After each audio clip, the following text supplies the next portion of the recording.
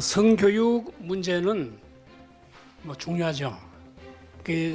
저는 의사고 또 제가 속한 성과학연구협회가 있는데 2014년에 기름평 선생님의 주선에 따라서 의사들과 과학자들이 모여서 만든 단체인데, 저희들이 모여서 시작하게 될 때부터 이건 문제는 교육이다. 지금 우리 다 큰 사람들한테 얘기해 주면 다 이해하겠지만 결국은 애들을 제대로 가르치지 않으면 이게 다 무슨 소용이냐, 그런 생각에 착안을 했습니다.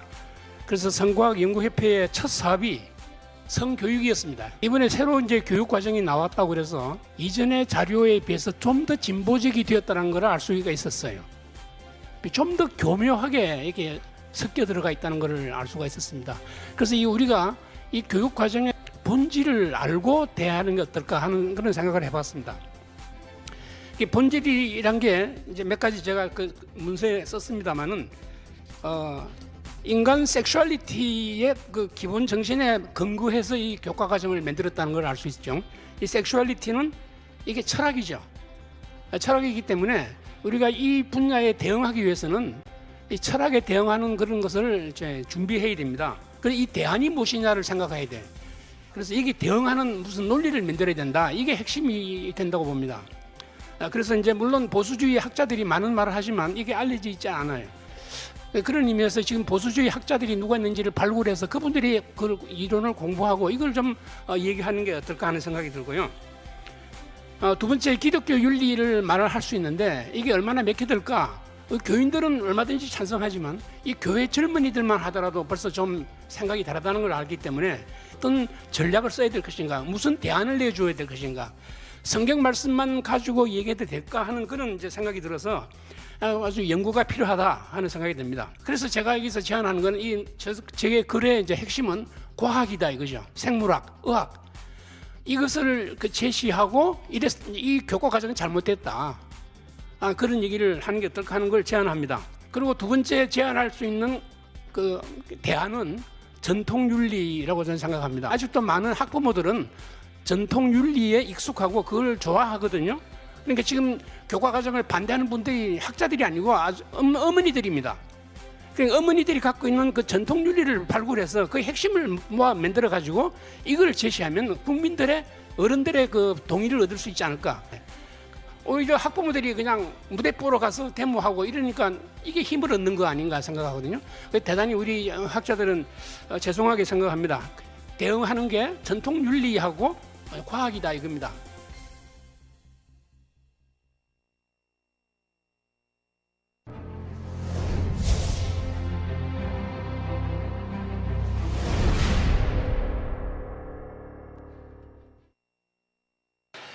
성교육 문제는 중요하죠.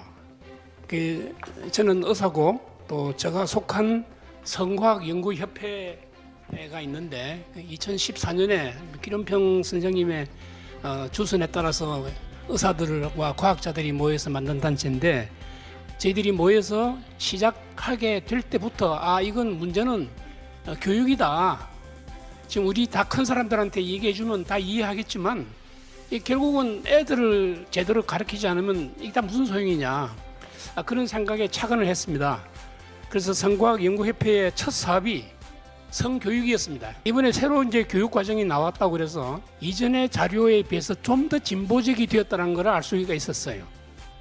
좀 더 교묘하게 이렇게 섞여 들어가 있다는 걸 알 수가 있었습니다. 그래서 우리가 이 교육 과정의 본질을 알고 대하는 게 어떨까 하는 그런 생각을 해봤습니다.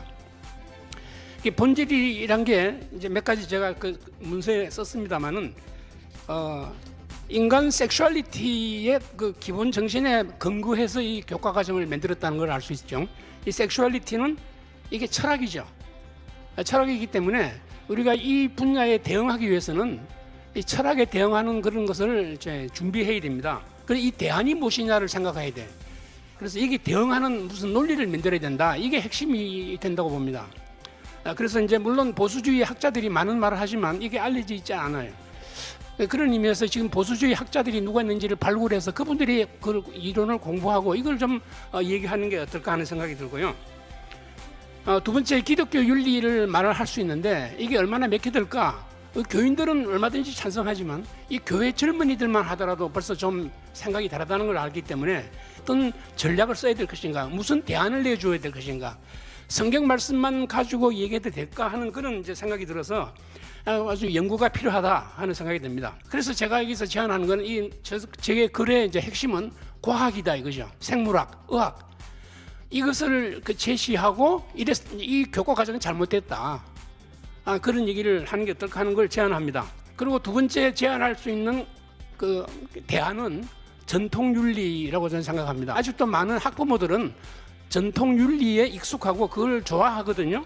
그러니까 지금 교과 과정을 반대하는 분들이 학자들이 아니고 아주 어머니들입니다. 그러니까 어머니들이 갖고 있는 그 전통윤리를 발굴해서 그 핵심을 모아 만들어 가지고 이걸 제시하면 국민들의 어른들의 그 동의를 얻을 수 있지 않을까. 오히려 학부모들이 그냥 무대 보러 가서 데모하고 이러니까 이게 힘을 얻는 거 아닌가 생각하거든요. 대단히 우리 학자들은 죄송하게 생각합니다. 대응하는 게 전통윤리하고 과학이다 이겁니다.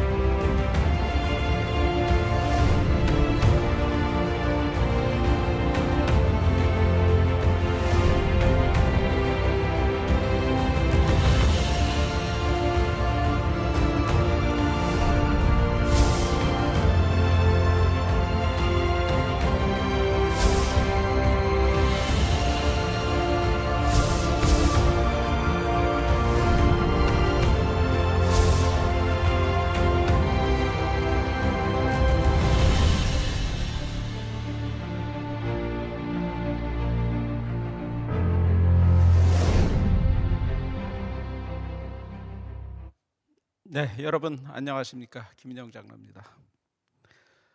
네, 2월 들어 첫 차바 방송입니다. 매주 금요일 오후 2시 오늘도 변함없이 이 시간 찾아와 주셔서 고맙습니다. 지금 전국 278개 유튜브 채널로 생방송되고 있습니다. 이번 주는 신앙인들에게는 아주 특별한 은혜의 집회가 있었죠. 바로 월요일부터 수요일까지 2박 3일 동안 경기도 안성 사랑의 교회 수양관에서 열린 거룩한 방파제 영적 지도자 대회였습니다. 저도 2박 3일 다 참가했습니다. 이 영적인 은혜는 물론이고 지식적으로도 참 유익한 그런 시간이었습니다.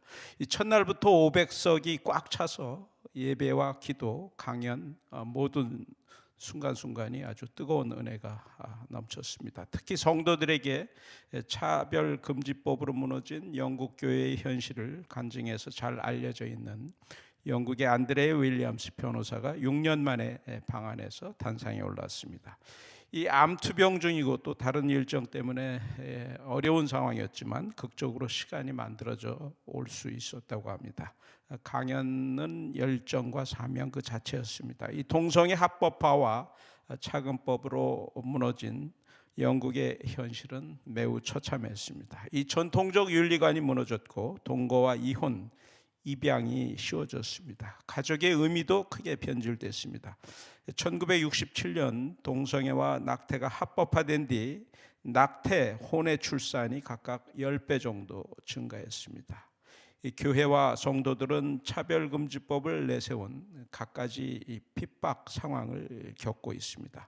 이 생명에 대한 존엄성 사라져가고 있습니다. 인간과 여러 동물 간의 교배를 실험하거나 소의 정자와 사람의 난자를 교배한 그런 사례도 생겨나고, 이 세부모 배아, 대리모 합법화 논란이 제기되고 있습니다.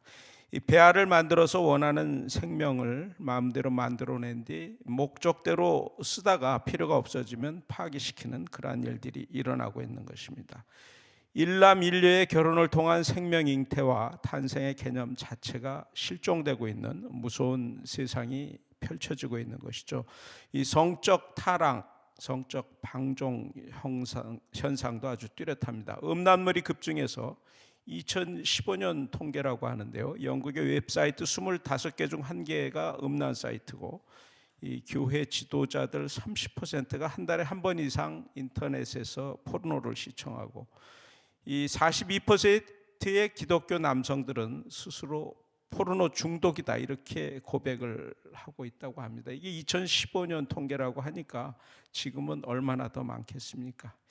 이 성교육의 문제도 아주 심각합니다. 영국의 어린이 교재들에서는 동성 부모와 게이 프라이드 등을 가르치고, 또 교사로서 이 책을 읽어주지 않으면 해고를 당하는 그런 사례도 나타나고 있습니다.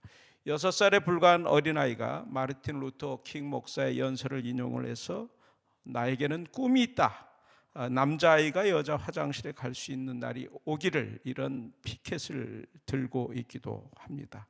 한 교사는 이런 동성애 교육에 대한 우려를 선생님의 마음으로 페이스북에 올렸다가 학교로부터 해고를 당하는 그런 사례도 일어나고 있습니다. 이 직장에서 기도하다가 해고되는 사례도 있고, 이 북한도 아닌 영국에서 어찌 이런 일이 일어날 수 있는가? 특히 기독교 국가로서 번영해온 영국이 어찌 이런 일이 일어날 수 있는가? 윌리엄스 변호사는 개탄했습니다. 그러면서 그녀는 대한민국에 소망을 두었습니다. 구원의 빛이 대한민국에서 나와서 세계를 비춰야 한다, 이렇게 역설했습니다. 한국 땅에 선교사를 보냈던 조국 영국에 이제는 한국이 선교사를 파송할 차례라고 그녀는 호소했습니다. 윌리엄스 변호사 강연뿐 아니라 다른 강사들의 특강이나 예배와 기도, 그리고 25개 기독교 시민단체의 소개를 통해서 전국 곳곳에서 하나님 사랑에 붙잡혀 헌신하는 이들의 다양한 감동 스토리가 있었습니다.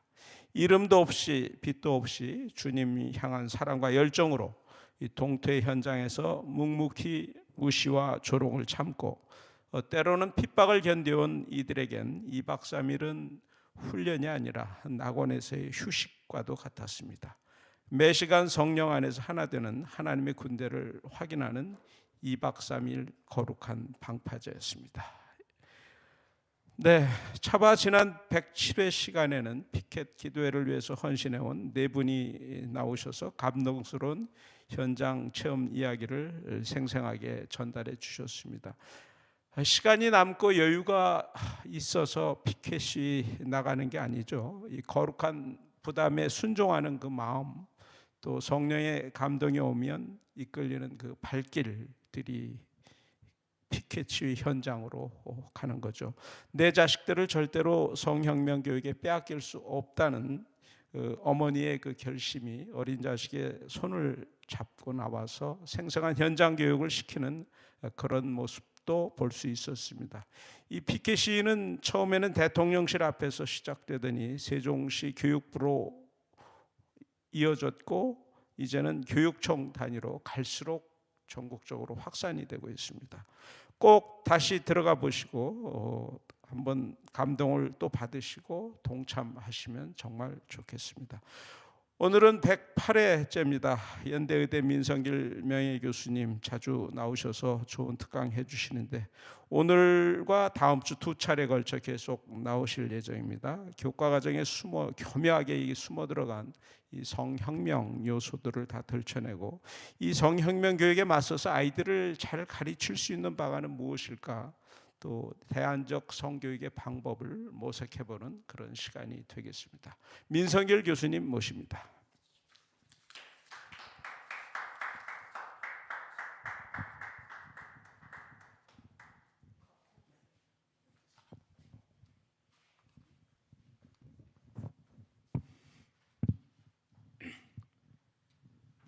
안녕하십니까. 안녕하십니까. 민성길입니다. 이렇게 귀중한 시간을 제가 할애받아서 말씀을 드릴 수 있게 돼서 대단히 기쁘게 생각합니다. 오늘은 잠깐 속에서도 말씀드렸다시피 성혁명에 관련된 성교육, 그 배후에 소위 잘못된 어떤 과학, 철학, 이런 것에 대한 비판을 이제 제가 하려고 합니다. 저는 이제 의사이기 때문에 이제 또 정신과 의사이기 때문에 이 청소년의 문제, 또 의학적인 섹스, 그다음에 이제 뇌에 관련된 여러 가지 최신 정보들, 그리고 여기에 관련해서 교육과 어떤 상관성이 있는가, 이런 것을 이제 말씀드리겠습니다. 궁극적인 목적은 현재 진행되고 있는 성교육 계획은 잘못되었다 하는 것입니다. 그것을 염두에 두시고 얘기를 들어주십시오. 다음 슬라이드. 지금 우리나라에는 아시다시피 성교육 논쟁이 벌어지고 있습니다. 크리스천들은 이게 잘못됐다 강력하게 이제 반대하고 있고, 근데 또 일부 사회의 이제 일부죠. 누군지 어떤 분들인지 여러분 대강 짐작하실 겁니다. 이게 황당한 거다. 기독교인들의 주장이 황당하다라고 이렇게 기사를 쓰고 있어요. 누가 옳겠습니까? 근데 이게 단순한 문제가 아니고 이 논쟁의 배후에는 굉장한 논리 싸움, 철학의 싸움, 그리고 우리 크리스천들이 주로 얘기하지만 영적 싸움이 그 배후에 있습니다. 그러니까 우리는 영적 싸움을 가지고 하고 있지만 한편으로는 또한 이런 교육과 과학에 대한 어떤 그런 신념, 원칙을 또 갖고 있어야 될 것 같습니다. 그런 의미에서 제가 이제 과학의 측면에서 말씀을 드리려고 하는 것입니다. 성교육은 중요합니다. 왜냐? 이건 두 말할 필요가 없죠. 성과 인간, 우선 우리는 성으로 해서 출생을 하죠. 그리고 성숙한 다음에 사랑하고 결혼하고 자녀를 낳고 가족을 이루고, 그리고 또 이제 대를 이어갑니다. 이것을 우리 크리스천들은 복의 근원, 생육하고 번성하라 하는 그런 복의 근원으로 믿습니다. 그래서 우리 크리스천들은 남녀가 만나 가정을 이루고 신앙 안에서 양육하는 것이 굉장히 중요한 일이라고 믿고 있습니다. 그런데 이 성이 인생의 상당 부분을 차지하고 있고, 또 우리가 이것을 이제 본능이라 그러면서 중요시 하는데, 실제로는 이 교육을 잘 안 하고 있고 그냥 알아서 하는 것 쪽으로 그냥 적당히 알아서 하라 이런 식으로 지금 하고 있지 않나. 그래서 이제 잘 가르쳐야 된다 하는 것이 이제 중요하게 됐습니다. 새삼 중요하게 됐죠. 옛날에는 흔히 부모들이 평소에 가끔 하는 잔소리라든가 또 집안 분위기 또 이런 걸 가지고 애들이 배운다고 생각했는데 또 그것으로 충분했습니다. 다 옛날부터 우리 선조들은 그렇게 해서 이제 자손이 번성해 왔죠. 집안이 대를 이어왔습니다. 근데 이제 요즘 와서는 이게 여러 가지로 삐걱거리고 있는 거 아시죠? 무슨 결혼 안 하려고 그러고, 섹스는 즐기겠다 그러고, 생식과는 상관없다는 식으로 얘기하고, 이런 얘기들이 있으면서 그 배후에 또 이 철학이 또 난무합니다. 여러분 아시다시피 지금 아까 신문에 난 것처럼 그런 얘기를 하는 이유는 자기들로서는 충분히 철학적인 배경, 또 역사적인 배경이 있다고 이렇게 생각하기 때문에 그런 얘기를 하거든요. 그러니까 이제 우리는 여기에 대해서 새삼 공부를 해보고 연구를 하고 그게 아니다라는 것을 이제 밝혀내고 또 이제 교육을 시키고 알리고 해야 됩니다. 이제 그게 얼마나 잘 될지 우리가 엄청 노력하지 않으면 안 될 것이다 생각합니다. 지금 상당 우리 수의 우리 소위 동지들이 열심히 하고 있습니다만은 더 많은 사람들이 이 일을 알고 동참해야 되겠다 생각합니다. 그러면 이제 오늘 제가 얘기할 것이 성인데, 이 성을 연구하는 것을 이제 최근에 와서 20세기 넘어와서는 성연구라는 말을 씁니다. 영어로는 섹솔로지. 그래서 이제 여기서는 소위 인간 섹슈얼리티를 연구하는 걸로 되어 있습니다. 여기에는 이제 생물학적 성, 성기의 해부학이라든가 뇌라든가 그다음에 인간의 성반응, 그다음에 임신의 뭐 원리, 그다음에 이제 심리적인 성이 있죠. 애들이 어떻게 크면서 성을 알아가는가, 성 정체성, 지금은 젠더 정체성이라 합니다만 성 정체성, 뭐 성적 경험, 성욕, 어트랙션, 매력, 또 성적인 표현, 성행위 자체, 그리고 이제 동성애 같은 성진함, 그리고 감정적으로는 사랑, 신뢰, 책임 이런 게 있고, 사회적으로는 성윤리, 도덕 뭐 이런 여러 가지 이제 성에 관련된 생각들이 있습니다. 이것을 연구하는 것을 섹수올로지라 그러고, 이걸 전체를 섹슈얼리티라 이렇게 얘기합니다. 근데 이제 교육에서는 지금 현재 그 새로 개정된 교육은 아이들에게 인간 섹슈얼리티를 다 가르쳐야 된다 하고 얘기합니다. 그래서 거기 보면 이제 어떻게 성행위를 하느냐든가 동성애가 어떤 것이라든가 뭐 이런 걸 가르친다 이거죠. 그래서 우리는 성교육은 필요하지만 어른들이 하는 섹수얼로지나 섹슈얼리티를 가르칠 필요가 있는 것은 아니다. 그건 어른이 된 다음에 자기가 알아서 하든지 공부를 하든지 하면 된다. 그래서 여기 이제 제가 파란 글씨로 쓴 게 우리가 어린아이들에게, 자라는 어린아이들에게 가르칠 성적 교육의 내용이 될 것이다. 이 이상 갈 이유가 없는 거다라고 얘기를 하는 것입니다. 그게 이제 사랑, 신뢰, 남녀 간의 신뢰, 부부 간의 신뢰, 그다음에 어른들의 자녀에 대한 케어, 책임지고 가르치는 거, 키우는 거, 그다음에 성도덕과 윤리.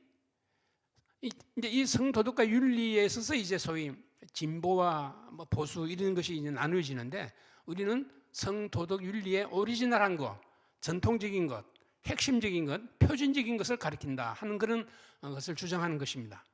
그래서 이제 확실히 아실 것은 휴먼 섹슈얼리티라는 말은 있고, 그것이 상당히 퍼져 있고 모두들 이해를 합니다. 물론 다 이해한다고 볼 수 없지만, 그렇지만 이 휴먼 섹슈얼리티를 전체를 아이들에게 가르치는 것은 그 아이들이 감당할 수 있는 능력이 되지 못한다는 의미에서 이제 곧 설명하겠습니다만은, 청소년의 그 성 발달이나 뇌 발달을 생각하면, 또 지적 발달을 생각하면 휴먼 섹슈얼리티를 가르칠 이유가 없다는 것을 제가 이제 말씀드리려고 하는 겁니다. 근데 잠깐 그동안에 유명한 섹수올로지스트, 성학자들의 이름을 한번 적어봤습니다. 여러분 다 아실 필요는 없는데 제가 말씀드리고 싶은 것은 여기에 3분의 2 이상이 다 정신과 의사들입니다. 그러니까 제가 정신과 의사이기 때문에 이런 자리에 나와서 섹수올로지에 대해서 말씀드릴 만한 자격이 있다 이렇게 생각해 주시고요. 그 다음에 밑에 있는 4사람, 5명은 철학자들입니다. 성학에 있어서 소위 성혁명적 사고방식을 불러일으킨 그런 학자들인데, 마르퀴즈 사드, 마르쿠제, 미셸 푸코, 주디스 버틀러 이런 분들이 이제 성혁명적 사상을 퍼뜨렸어요. 그래서 이분들에 대한 그 사상을 비판하는 이런 그 작업이 필요합니다. 마지막에 쓴 라칭거라는 분은 독일의 그 학자인데 나중에 교황이 되었습니다. 지금 얼마 전에 돌아가셨죠. 이분이 유명한 보수적 성학자에 해당한다고 하는 걸 알게 되었습니다. 지금 카톨릭 교회에서도 논쟁이 벌어지고 있죠. 그러면 이제 다시 성교육의 문제로 들어와서 성교육이 보통 교육과 어떻게 다른가부터 무슨 생각을 해봐야 돼요. 성교육하게 되면 모두 관심이 있겠죠. 야, 섹스를 뭘 가르치나. 근데 일반 교육하고 뭔가 다를까? 같지만 다르죠. 첫째는 섹스라는 것이 일반적으로 사회적으로 타부시되고 그런 얘기를 늘어놓는 게 일종의 스티그마티제이션 되어 있어요. 뭐 그런 얘기를 막 이렇게 공개적으로 하느냐, 창피하다, 부끄러운 줄 알아라, 뭐 이런 식이 되거든요. 두 번째는 전통과 종교로부터의 섹스에 대한 교훈이 있는데 현대 사회가 이거를 좋아하지 않아요. 맞으면 전통이나 종교로부터는 금욕을, 순결을, 또 정조를 지키는 것을 요청하는데 요즘 분위기는 자유, 프리섹스거든. 프리섹스를 주장하는 것이 성혁명입니다. 이게 오래되지 않고 60년대, 20세기 들어와서 이제 이런 전통과 종교로부터의 성적 교훈을 이제 없애고 파괴하고 새로운 그 윤리 같은 걸 만드는 것인데, 그게 이제 프리섹스라는 사상이에요. 이 프리섹스라는 것 때문에 이제 사람들이, 그런데 어떻게 이제 이렇게 말하자면 세뇌가 됐다 그럴까요? 익숙해져 가지고 성교육을 한다 그럴 때 이제 그렇게 하면 모를까? 뭐 옛날식으로 하면 뭐 고리타분하게 이제 그 얘기는 듣고 싶지 않고 하고 이제 반대를 하는데 요즘 그 한국의 그 또 아까 영국의 상황을 말씀드렸습니다만은 차별금지법 같은 걸 만들어서 그런 얘기를 하게 되면 법적으로 처벌하려고까지 한단 말입니다. 그러니까 이게 이제 너무한 거예요. 너무한데 보통 사람들은 그걸 너무하다고 미처 모르고 뭐 어떨까 그런 건가 뭐 저런 건가 그냥 무심합니다. 그래서 지금 깨어난 소위 기독교인들이 이걸 열심히 사회에 알려서 이게 얼마나 그 성혁명적 사고방식이나 또 이제 교육 개혁이 이제 최소한도 우리 자라는 새로운 세대, 어린 세대에게는 위험하다는 것을 이제 말씀드리고자 하는 것이죠. 그래서 이제 문제는 성교육이 중요한데 또 현재 이 상황에서 어린 청소년들에게 성에 대해서 무엇을 어느 정도로 또 어떻게 가르치느냐 하는 것이 이제 문제입니다. 그러려면은 청소년이 어떤 인간인가, 어떤 상태인가에 대해서 알아야 그게 맞추어서 이제 무엇을 어느 정도 어떻게 가르치느냐 하는 방침이 나올 거라고 이제 생각하시죠. 그래서 청소년에 대해서 알아야 된다. 이제 그 의학적으로, 과학적으로, 생물학적으로 또는 뭐 상식적으로라도 우리가 알고 있어야겠다는 의미에서 오늘 이 이제 강의가 준비되었고 제가 말씀드리고자 합니다. 여기에 대해서는 크게 세 가지 이제 분야로 나눠서 말씀드릴 텐데 신체적 상태, 성발달 상태를 말씀드리고 그다음에 지적 수준 이게 결국은 뇌의 성숙 수준으로 바꿔서 말씀드리고자 합니다. 그리고 다음 시간에 청소년 성에 대한 사회 문화적인 영향과 그다음에 성교육에 있어서의 소위 대안을 말씀드리고자 합니다. 그럼 우선 청소년의 신체적 상태 또 성에 대해서는 성 발달 상태는 어떤 상황인가? 여러분 짐작으로 다 아시는 바와 같습니다만은 그래도 한번 복습을 하는 의미에서 제 말씀을 들어보시기 바랍니다. 일단 인간 신체적 상태라는 것은 성 발달이라는 것은 인간 발달의 일부입니다. 사람은 나서 죽을 때까지 발달, 변화하는데 청소년 시기라는 게 있죠. 11살 정도부터 해서 한 18살까지. 나중에 말씀드리겠습니다만 요즘은 청소년을 24살까지로 봅니다. 그건 다시 말씀드리죠. 그래서 인간 발달의 일부이기 때문에 이런 그 성 발달, 신체 발달, 인간 발달은 굉장히 중요한 일이고 옛날부터 여기에 대한 교훈들이 있습니다. 성경에도 인간 발달에 대한 부분이 있죠. 예를 들면 이제 너희들은 장성한 적 어릴 때 일을 버리라. 이게 이제 성장 발달하라는 그런 요청입니다.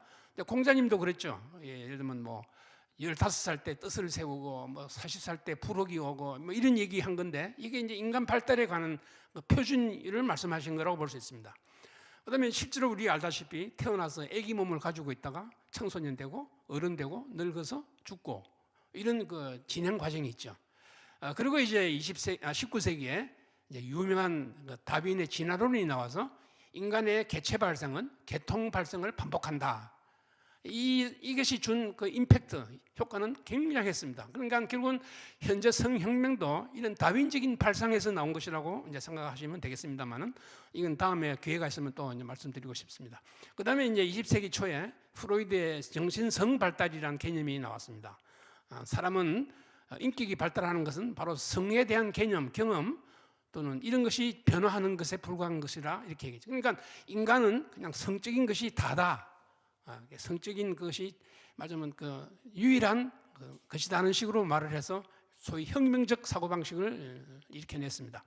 그 다음에 이제 프로이드 제자 중에 에릭슨이라는 사람이 인간은 신체적 발달과 사회적 발달을 한다 하는 그런 의미에서 정신사회적 발달, 이거 좀 뭐 웬만한 대학에서는 다 가르칩니다. 8단계설이라는 게 나왔고, 그 다음에 피아제가 인지 발달을 얘기했습니다. 그러니까 지적 발달이죠.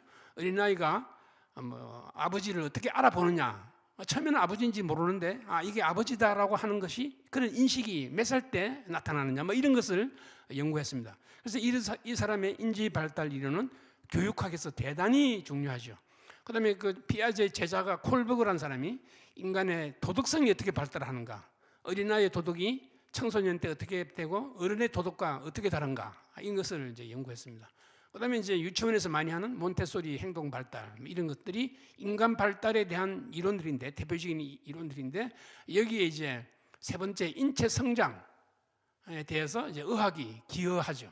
그 밑에 있는 표가 굉장히 좀 잘 안 보이시겠지만 이 나서부터 어른이 될 때까지의 인간이 발달하는 그 상황에 따라서 이제 명칭이 있습니다. 예를 들면 영아기, 소아기, 뭐 갓난아기, 학령기, 학동정기, 사춘기, 청소년기 뭐 이런 이름이 있는데 이것이 나이에 따라서 어떻게 이제 정해지느냐 서로 겹치고 중복됩니다만은 이런 단계별로 명칭들이 있습니다. 그래서 대체로 인간 발달은 인펀트, 영아, 유아, 소아, 그다음에 이제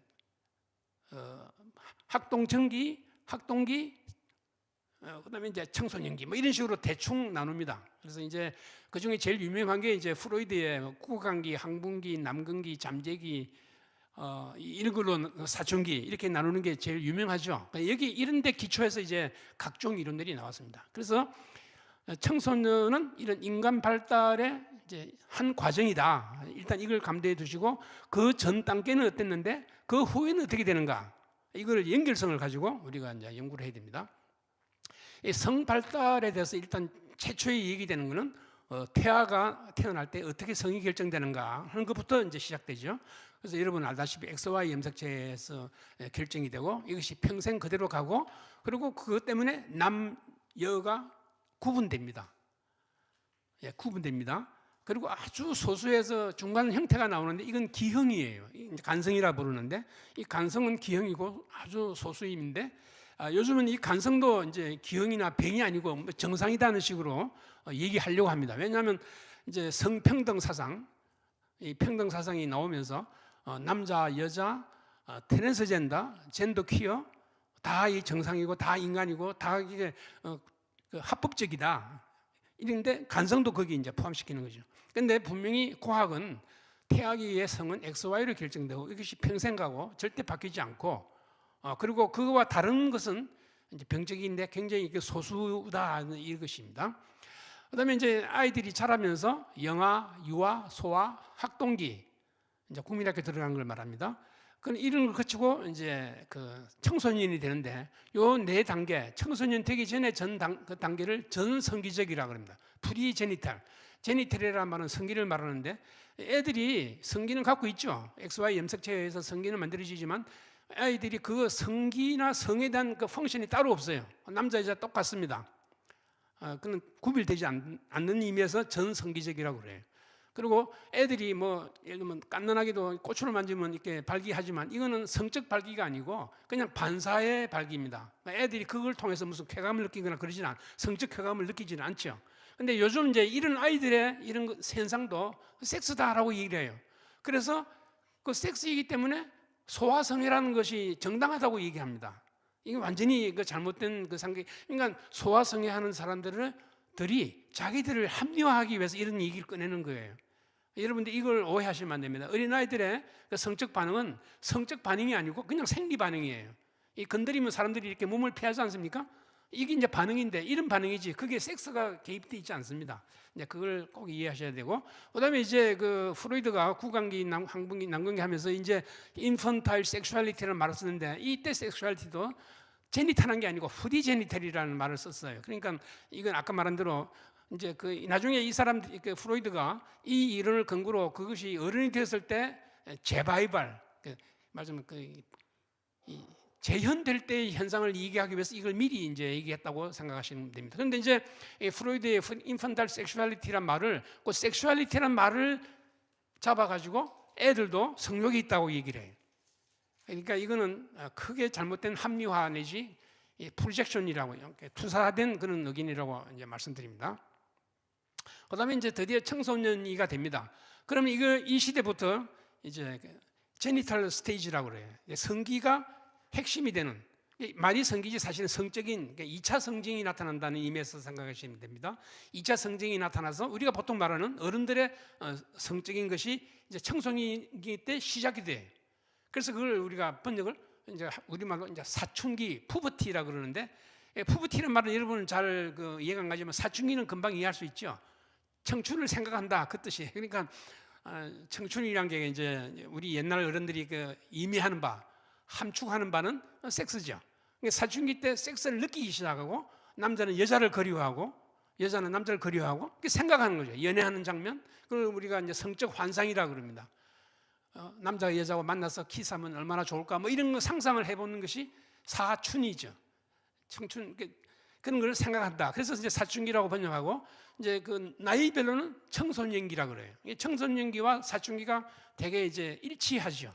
근데 어떤 청소년은 조금 늦게 사춘기가 오고, 어떤 애들은 조금 그걸 조숙해져서 사춘기가 오는 수가 있는데, 미숙이든 발달이 좀 못되든 너무 일찍 발달하든 초숙이든 이게 다 모두 병입니다.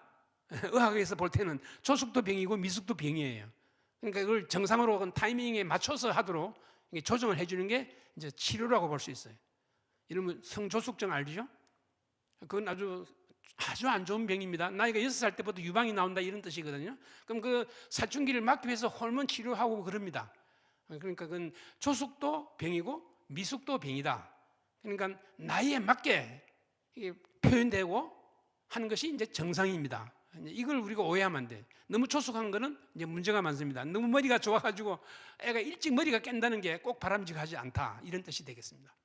그래서 이제 사춘기가 되면 우리 몸에 유전 정보가 그때부터 전기불이 탁 켜지면서 스위치가 켜지면서 성호르몬이 나오기 시작합니다. 그런데 왜 이때 그렇게 되는지 이건 사실 몰라요. 흔히들 왜 동성애자들이 말하기를 동성의 원인을 모르는 것은 이성의 원인을 모르는 것 같다라고 얘기를 해요. 그럼 마치 그럴듯해 보이죠. 그렇지만 이성의 원인이란 게 따로 있는 게 아니죠. 본래 그런 거니까. 그렇게 말하자면 자연이고 하나님이 그렇게 창조하셨다고 보면 되는 거지. 그게 이유가 있는 게 아니에요. 근데 하여튼 그런 그 정보, 유전 정보, 타고난 어떤 정보에 따라서 청소년기가 되면 11살, 12살 되면 그 스위치가 켜져가지고 이제 호르몬이 나옵니다. 그러면 아이로서는 이게 몸에 무슨 변화가 일어나는데 이게 잘 이해가 안 가기 때문에 청소년이 이때 쇼크를 받는다라고 생각해요. 쇼크를 받는. 그러니까 좀 머리가 있는 애들은 엄마 이게 뭐야 이렇게 물어보거나 미리 뭐 책을 찾아보면서 알고 있거나 하는데 잘 모르는 애들은 놀래가지고 감출라 그러고 막 그냥 무슨 자기 몸에 병이 생긴 줄 알고 이렇게 되죠. 특히 여자애들은 이때 이제 월경이 나오니까 그 월경이 나올 때 이제 그 충격을 받는다고 알려져 있습니다. 그래서 이게 미리 교육을 시켜둬야 된다 이런 얘기가 나오죠. 그래서 이제 이때 나오는 그 호르몬이 성호르몬인데 테스토스테론, 에스트로겐, 프로제스테론 이 호르몬이 이제 성호르몬입니다. 이게 고환, 난소에서 나오면서 몸이 병해요. 여러분 다 알죠? 2차 성징이 나타납니다. 2차 성징이 나타나면 이제 부모로서는 얘가 이제 어른 되는구나 하고 이제 흐뭇할 수 있지만 당사자는 당황해 한다 이렇게 됩니다. 그래서 이제 그때부터 성 기능이 나와요. 그때는 성이란 게 그냥 무지 상태인데 이때 애가 그걸 느낍니다. 섹스를 느끼고 이제 하는데 그 모든 그 느낌과 행동을 통괄하는 데가 뇌입니다. 뇌에서 성호르몬의 영향에 따라서 뇌가 작동하고 거기서 이제 물질을 생산합니다. 그 물질을 생산하면 그것이 피로 들어가서 온몸에 퍼지면서 성적 변화, 성기의 변화, 그다음에 이제 그런 성기 변화가 느낌이 성욕으로 이렇게 이제 인식돼요. 그래서 이제 이 연구를 해봤더니 그런 성 기능에 관할하는 것이 뇌하수체에서 나온다고 보는데 그 뇌하수체를 관리하는 것이 시상하부라는 상부 구조가 있습니다. 근데 뇌에서 보면요 이게 조그만해요. 빨간 표시되어 있는 그 수준도 아주 조그만한데 여기서 나오는 아주 분자 수준의 어떤 그 호르몬들이 몸에 퍼지면서 온몸이 변화하는 거예요. 온몸이 변화하고 성격, 심리 상태는 타격을 받고 그럽니다. 그러면 이제 시상하부에서 나오는 물질이 뭐를 관장하느냐면 여기 나오시는 대로 배고프다, 목이 마르다, 먹자, 또 체온이 오른다 내린다, 체온 조절, 혈압 조절, 성욕, 성행동, 감정 이런 것들이 그러니까 이 뇌하수체라는 데가 인간의 삶의 본능, 살아있는 것에 대한 모든 것을 관리하는 센터입니다. 그럼 나머지 뇌의 큰 거는 뭐냐? 그 나중에 이제 설명하겠지만 이 핵심은 이 뇌의 가운데에 있는 조그만 부분에 아주 작은 부분에서 이제 인간의 몸과 마음의 몸과 감정을 그다음에 섹스 행동을 뭐 나중에 그 설명할 길이 있을지 모르겠습니다만은 싸움하는 거, 공격성 이런 것들이 여기에서 이제 관리하는 법입니다. 그러면 이 시상하부에서 이제 아래쪽으로 뇌하수체란 대로 신호를 보내면 뇌하수체에서 이런 그 호르몬들이 나와요. 여포 자극 호르몬, 황차 호르몬, 프롤락틴, 엔돌핀, 뭐 여러분 들어보면 엔돌핀 여기서 이제 등장하죠. 멜라토닌, 옥시토신 이런 것들이 나오는데 여기 이제 빨간 걸로 표시한 게 특별히 섹스에 관계된 이제 그 호르몬들입니다. 이 자극 호르몬이란 게 피에 들어가서 저 밑에 고안으로 또는 난소로 가서 그걸 자극해서 난소나 고안에서 정자와 난자를 만들도록 자극하는 호르몬들입니다. 이게 없으면 난자 정자가 생산이 안 되죠. 근데 요것이 이제 사춘기 될 때 나오기 시작해서 난자와 난소와 고환을 자극해서 거기서 정자, 난자가 나와서 거기에서 이렇게 밖으로 나와서 자궁으로 들어가서 성행위할 때 정자와 만나서 수태가 이루어지죠. 프롤락틴은 여성의 경우에 우유, 그러니까 모유가 나오는 것을 자극하는 호르몬입니다. 옥시톡신은 밑에 있는 옥시톡신은 자궁이 수축해서 애가 나오도록 하는 그런 호르몬이에요. 내공 어머니들이 아기 낳을 때 진통하잖아요. 자궁이 수축해서 애를 밀어내요 밖으로. 그때 자궁 수축할 때 굉장히 아픕니다. 요거를 하는 것이 옥시톡신인데 이것이 뇌에서 나와요. 자궁에서 나와야 되는 건데 뇌에서 나오는데 뇌에서는 무슨 일을 하느냐 하면 아이를 케어하는 그런 성품을 만들어내요. 그러니까 엄마가 아기를 보고 엄마가 갓 태어난 아기를 보고 너무 사랑스럽고 얘를 위해서라면 난 죽어도 좋아하는 마음이 생기는 게 옥시톡신 때문이에요.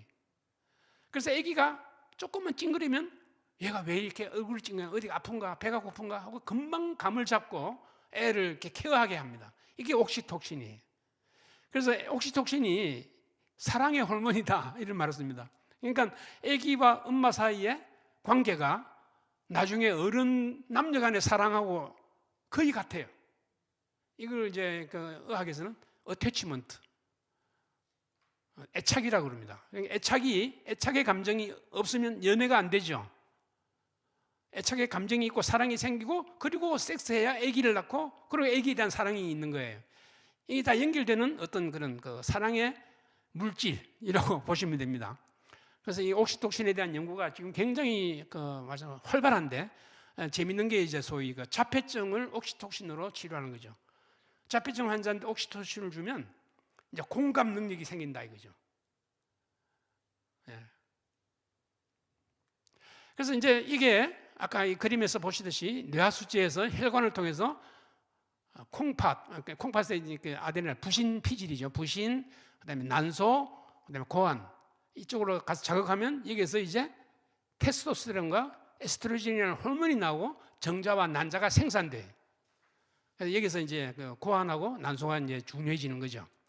그래서 이 두 호르몬이 안드로겐, 그러니까 테스토스테론과 에스트로겐 이것이 그 성욕을 일으키고, 그다음에 이제 그 성욕만큼 이제 친밀감, 인간 사이에 남녀간의 친밀감, 공감, 그다음에 케어하는 느낌. 케어라는 말을 참 우리말로 번역하기가 쉽지 않은데 관심이라 그러면 좀 마음만 얘기하는 케어는 실제로 몸으로 보여주는 거예요.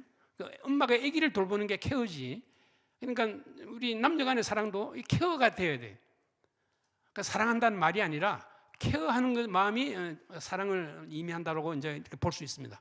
그래서 이 두 호르몬이 이 출산과 관계된 호르몬이라는 게 아주 그 우리로서는 신기한 그런 일치예요. 이 출산에 관계된 호르몬이 왜 섹스, 남녀간의 사랑을 이렇게 표현하게 하는 호르몬이 되는지, 그러니까 그 말초하고 뇌가 같은 호르몬이 작용한다 이렇게 말씀하십니다. 그럼 이제 성욕이란 건 뭐냐면 생물학적으로는 성호르몬의 기능이에요. 이 성호르몬이라는 것은 이 일종의 신경 전달물, 신경 신호를 전달하죠. 신경 세포 사이에 신호를 전달하고 뇌와 말초기관, 뇌하고 그 성기, 난소, 자궁에 영향을 미치는 그런 그 작용 이런 것입니다. 그러니까 뇌에서는 성욕의 핵심 되는 그 위치가 척저해. 뉴클레우스 아쿰멘스라는 곳인데 여기서 이제 테스토스테론과 도파민을 관리함으로써 성에 관련된 쾌락을 느끼게끔 해줍니다. 이게 좀 복잡한 문제라서 다음에 따로 여러분들이 뭐 자료를 보고 공부를 해보십시오. 성욕은 하여튼 생물학적 요소가 있다. 그리고 이제 심리적인 몸의 변화에 따라서 느끼는 그 어떤 그 감정을 우리가 이제 심리 또는 성욕 감정이라고 그럽니다.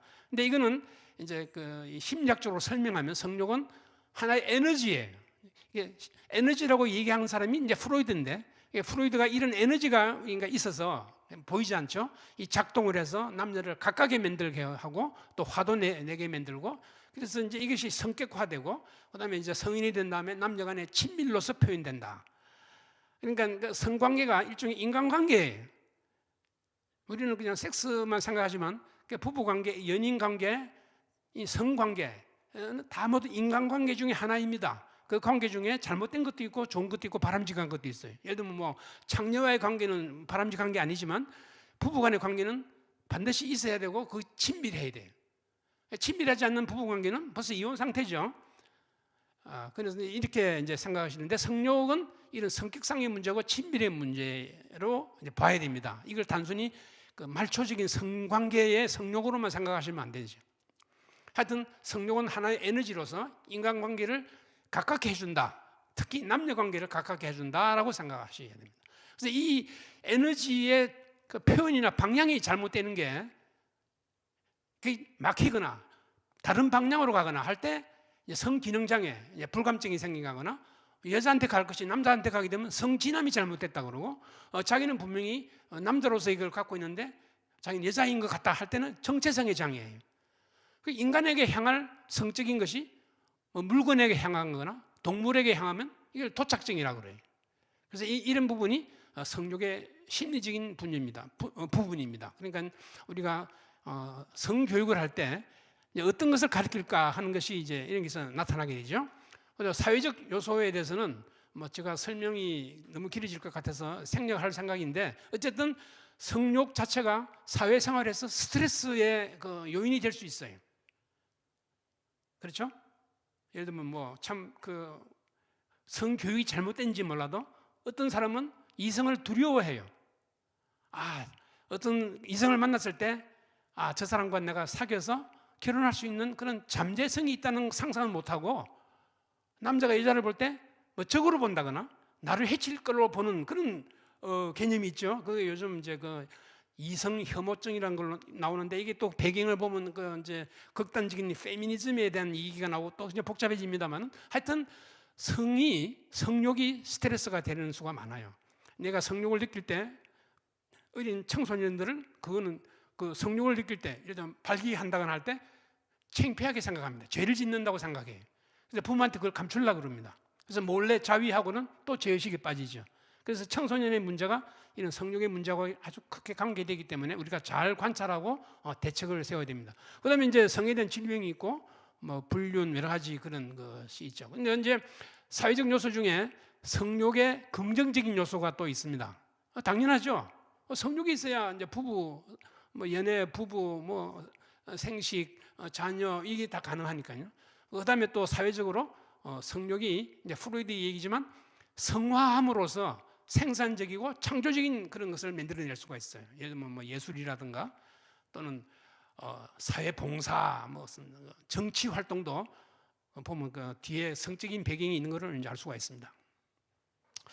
그러면 이제 성적이 성숙되는 것이 이제 사춘기인데 대개 나이가 언제냐 이거 이제 말씀드렸고 2차 성징이 나타나고 대부분의 청소년들은 이 변화에 대해서 당황해야 합니다. 그다음에 이제 공상을 하고 또 성욕이 나온 것을 이렇게 참지를 못하면 이리터블, 불안정해져요. 그리고 이제 몰래 또는 뭐 끼리끼리 모여가지고 충동적이고 모험적인 행동을 해봐요. 그래서 이제 어린 청소년들이 소위 이제 어른들이 보기에 학자들은 그걸 익스페리멘탈, 실험적인 성행동을 한다고 설명하는데 사실은 위험하죠. 위험한 행동을 합니다.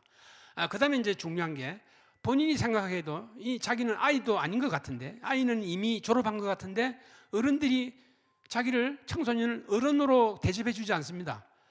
이게 이제 정체성이라는 거예요. 내가 아이냐 어른이냐 어떤 존재냐 이런 의미에서 정체성 혼란이 나타납니다. 그래가지고 나는 좀 더 이제 기다렸다가 대학에 가서 공부를 해서 이제 무슨 학자가 되겠다, 사업가가 되겠다 이런 생각을 하죠. 그리고 내가 지금 보니까 우리 집안 크리스찬 집안이니까 나는 크리스찬이다. 나는 한국에 태어났으니까 한국인이다. 이런 정체성을 찾아요.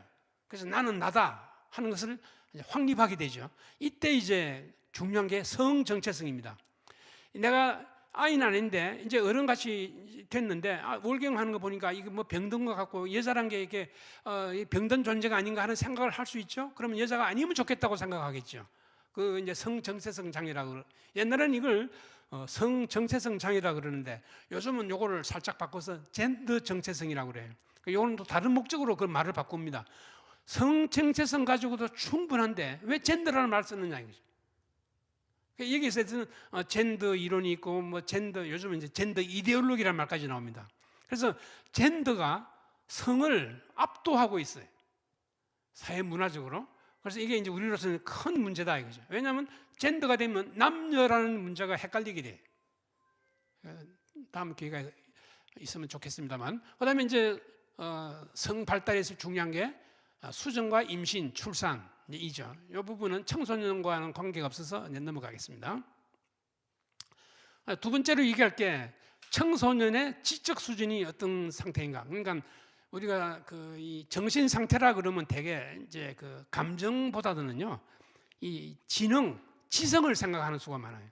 판단력이라든가 기억력이라든가 이게 인간의 정신으로 생각하는데 그보다 더 중요한 게 이제 감정이라고 보지만 어쨌든 교육이라 그러면 이 지적 수준을 높이는 게 이제 교육이라고 생각합니다. 물론 감정 교육도 있죠. 감정 교육이라 그러면 이제 핵심적으로 이제 인간을 이렇게 정서적으로 안정된 사람으로 성장시키는 이제 그런 것이 교육의 일부죠. 사실 우리가 볼 때는 교육이란 게 인격 교육이다. 그래서 이렇게 지적뿐 아니고 감정 교육도 중요하다고 생각하는데 오늘 이 시간에는 일단 지적 수준에 대해서만 말씀드리고자 합니다. 그러면 지적 수준 하게 되면 이게 지능이 어디 있느냐, 인간의 지능이나 마음이 어디 있느냐고 따져야 되고 그것이 실제로 어떻게 작동하느냐를 과학적으로 연구하기 때문에 여기는 이제 심리학과 이제 뇌과학이 있습니다. 심리학은 여기서 오늘은 그만두고 주로 뇌과학에 대해서 이제 말씀드리려고자 합니다. 인간의 뇌 또는 마음 또는 우리가 관찰할 수 있는 마음이라 그러면 행동이죠. 행동을 연구를 하게 되면 내가 그 중심이 될 수밖에 없습니다. 그래서 우리가 여기서 이제 오늘날 생각하는 게 뇌의 결정이 합리적이냐 하는 것이죠. 뇌의 결정이 합리적이면 우리가 동성애라든가 젠더라든가 하는 이런 논쟁에 해결하는데 이제 크게 도움이 됩니다. 뇌의 결정은 합리적인가? 그래서 이제 연구를 그동안에 한 걸 보면 이제 그 인간의 인격, 판단하고 생각하고 결정하는 모든 인격은 전두엽에 있다 하는 것이 현재 이론이거든요. 이 이론이 발달하게 된 과정이 이제 재밌는데 여기 이제 그림이 나옵니다. 몇십 년 전에 어떤 노동자가 공사 중에 이 철봉이 머리를 뚫는 사고가 났어요. 그 사람이 죽지 않고 살았습니다. 근데 살았는데 옆에 있는 사진이죠. 그 철봉을 들고 있죠. 이 유명한 케이스라니까 그 의학사에 아주 맨날 등장하는 인물인데 이 사람이 살았는데 말하고 먹고 자고 하는 건 똑같은데 이 기억을 못해요. 그리고 판단을 못하고 그래서 이제 연구를 해본 결과 내 이 철봉이 전두엽을 관통하지 딴 뇌는 건드리지 않았어요. 그래서 살아남았는데 이 사람이 인격 장애를 일으켰습니다. 그래서 이제는 전두엽, 특히 전두엽, 프리프론탈 앞에 프리가 하나 더 붙어요. 프론탈이 앞이란 맛인데 프리프론탈 전두엽이 그러니까 뇌 제일 앞부분이 인격의 장소다라고 생각합니다. 그러니까 우리가 지금 교육하는 거는 이 프리프론탈 로브를 발전시키는 거라고 볼 수 있습니다. 물론 이 프리프론탈 로브가 어릴 때는 볼품이 없지만 애가 자라면서 뇌가 커지면서 프리프론탈 로브가 커지게 돼요. 아주 이게 흥미있는 현상입니다. 근데 이제 일단 뇌를 얘기하면 신경계 전체를 말씀드려야 되는데, 이 그림에서 보시다시피 신경계는 중추와 말초로 나누고, 중추는 뇌와 척수인데, 여기서 뇌가 우리 인간의 정신이 중요하고, 뇌 중에도 프론탈로 전두엽이 중요하고, 그 중에 전두엽이 아주 핵심이다. 그게 우리가 말하는 동물과 다른 인간의 인격을 만들어내는 장소입니다. 교육은 전두엽을 그 기능을 극대화시키는 것이 교육입니다. 이제 어린애가 뇌가 발달하는 과정을 그림을 보면, 그 태아 때는요, 그 뇌 모습이 그냥 하류 짐승과 비슷합니다. 그런데 자라면서 뇌가 커지죠. 특히 어디가 커지느냐? 대뇌 피질이 커집니다. 대뇌 피질이 커지는데, 이 대뇌 피질 중에서도 앞쪽이 커지기 시작해. 인간에게는. 근데 동물은요, 대뇌 피질까지 있지만 전두엽까지는 별로 아니고, 전두엽은 없어요. 동물에게는. 그러니까 원숭이는. 이제 인간에게는 그게 이제 나오죠. 그러니까 인간의 그 이런 전두엽이 커진 것 때문에 얼굴 모습을 보면 인간의 이마가 훤합니다. 근데 이제 다른 동물은 그렇지 않죠. 이제 신경 발달에 또 중요한 게 신경 세포들의 발달이에요. 이제 오른쪽에 있는 그 그림은 애가 어릴 때 신경세포가 몇 개 되지 않은데, 자라면서 신경세포가 많아지니까 뇌가 커지죠. 그리고 신경과 신경 사이에 신호를 전달하는 소위 전기줄 같은 게 이렇게 형성됩니다. 이 전기줄을 뭐 커넥티비티, 연결성이라고 그러기도 하고, 이제 그 학술적으로는 축삭돌기, 수상돌기라고 이렇게 이름을 붙이는 겁니다. 이제 뭐 고등학교 되면 다 이걸 배우기 때문에 제가 길게 말씀드리지 않겠습니다. 어떤 뇌가 발달한다는 것은 뇌가 커지고 신경세포 수가 많아지고 신경세포들 사이에 연결성이 커지는 것을 신경발달이라고 합니다. 옆에 있는 그림은 뇌세포가 하나가 두 개 되고 이렇게 분열이 되고, 이 분열돼서 많아지는 것들이 끼리끼리 모여서 이동해서 피질이 되고, 아까 말한 뇌하수체가 되고, 시상하부가 되고, 전두엽이 되고 하는 것으로 이렇게 옮겨가요. 그걸 마이그레이션이라고 합니다. 그래서 거기서 자리 잡고 서로 연결하고, 그러면 이게 구조들이 여러 구조가 만들어지는데, 이 구조들 사이에 축삭돌기가 뻗어가서 연결을 합니다. 그럼 축삭돌기가 쭉 가는 것들이 이렇게 다발들이 묶이지 않겠습니까? 그 다발들이 묶인 것을 백질이라고 그래요. 그리고 신경세포가 모이는 것을 해백질이라고 합니다. 그래서 신경세포와 신경세포가 연결되는 것이 이 그림으로 나와 있는데, 이게 이제 한 신경세포에서 돌기가 나와서 다음 세포하고 접촉을 하죠. 커넥트 합니다. 이 커넥션이 중요하지 않습니까? 요즘 세상에서. 커넥트 하는데, 커넥트 하는 접점을 보면 큰 그림으로 신경 전달 물질이 나와가지고 그 다음 세포의 소위 수용체하고 접합을 하게 되면 화학 반응이 일어나게 되죠. 그래서 화학 반응을 통해서 전기가 발생한 다음에 그 전기가 이 축삭돌기를 따라서 쭉 연결해서 다음 세포를 전기로 자극합니다. 이렇게 해서 신경 연결이 되는 거예요. 굉장히 어려운데, 이게 왜 중요하냐면 이 신경 전달 물질이 화학의 영향을 받아요. 예를 들면 약을 먹으면 그 전달 물질이 많아지기도 하고 적어지기도 하고 이렇게 된다 이거죠. 그래서 그 뇌에 대한 약, 정신병을 치료하는 약이 나오는 거죠. 그래서 이게 중요한 겁니다. 그리고 이제 마약도 여기에 관련해요. 뭐 히로뽕이라든가 뭐 아페니 이런 신경 전달 물질에 작용해서 뇌 전체를 변화시킵니다. 그리고 성호르몬도 이런 식으로 나와서 신경세포와 신경세포 사이를 전달하니까 그 안에서 난소에서 정자가 생산되기 시작하고 난자가 생산되기 시작해요. 그렇게 하기 위해서는 뇌에서부터 신호가 와야 돼요. 그러면 신호가 잘 전달되도록 하는 것이 이제 성장이고, 그리고 병에 걸리지 말아야 돼요.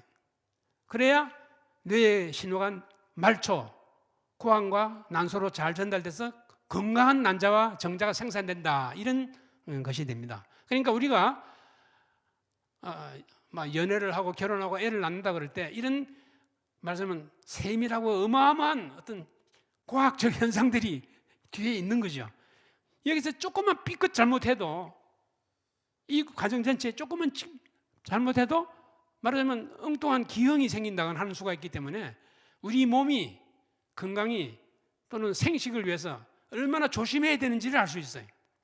그런데 함부로 몸을 굴리면 이런 신경 신호 전달이나 신호 전달 물질, 성 호르몬 이런 데 영향을 미쳐서 후세대가 잘못돼요. 물론 자신도 잘못되지만. 그러니까 말하자면 이런 것을 잘 교육해야 되는 학생들에게, 어린아이들에게 교육하는 게 중요하다는 것을 알 수 있죠. 그래서 이제 과학자들이 연구를 해서 어떤 방침을, 원칙을 내놓으면 교육학자들이 이걸 애들한테 가르쳐야 돼요. 부모들도 그걸 가르쳐야 돼요. 예. 그래야 후세가 제대로 성장하고 성 발달을 해서 그다음에 대를 이어갈 수가 있는 거죠. 근데 요즘 이제 그 성행명가들은요, 이 대를 잇는다든가 하는 것을 우습게 생각해요. 우습게 생각합니다. 우습게 생각한다는 말은 좀 어폐가 있지만, 그건 너희들이 알아서 하고 나는 아니야라고 생각해요. 근데 그건 좀 무책임한 거 아니겠습니까?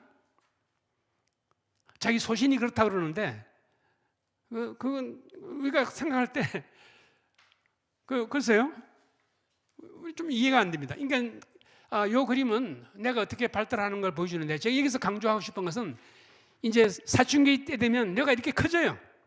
제일 많이 커집니다. 그 다음에 좀 줄어듭니다. 요걸 얘기하려고 그러는 거예요. 노인이 되면 더 작아지죠. 하여튼 요 앞에 내가 제일 클 때가 17, 8세 때라고 봅니다, 우리가. 근데 그 다음 넘어가면 내가 작아집니다. 그 이유는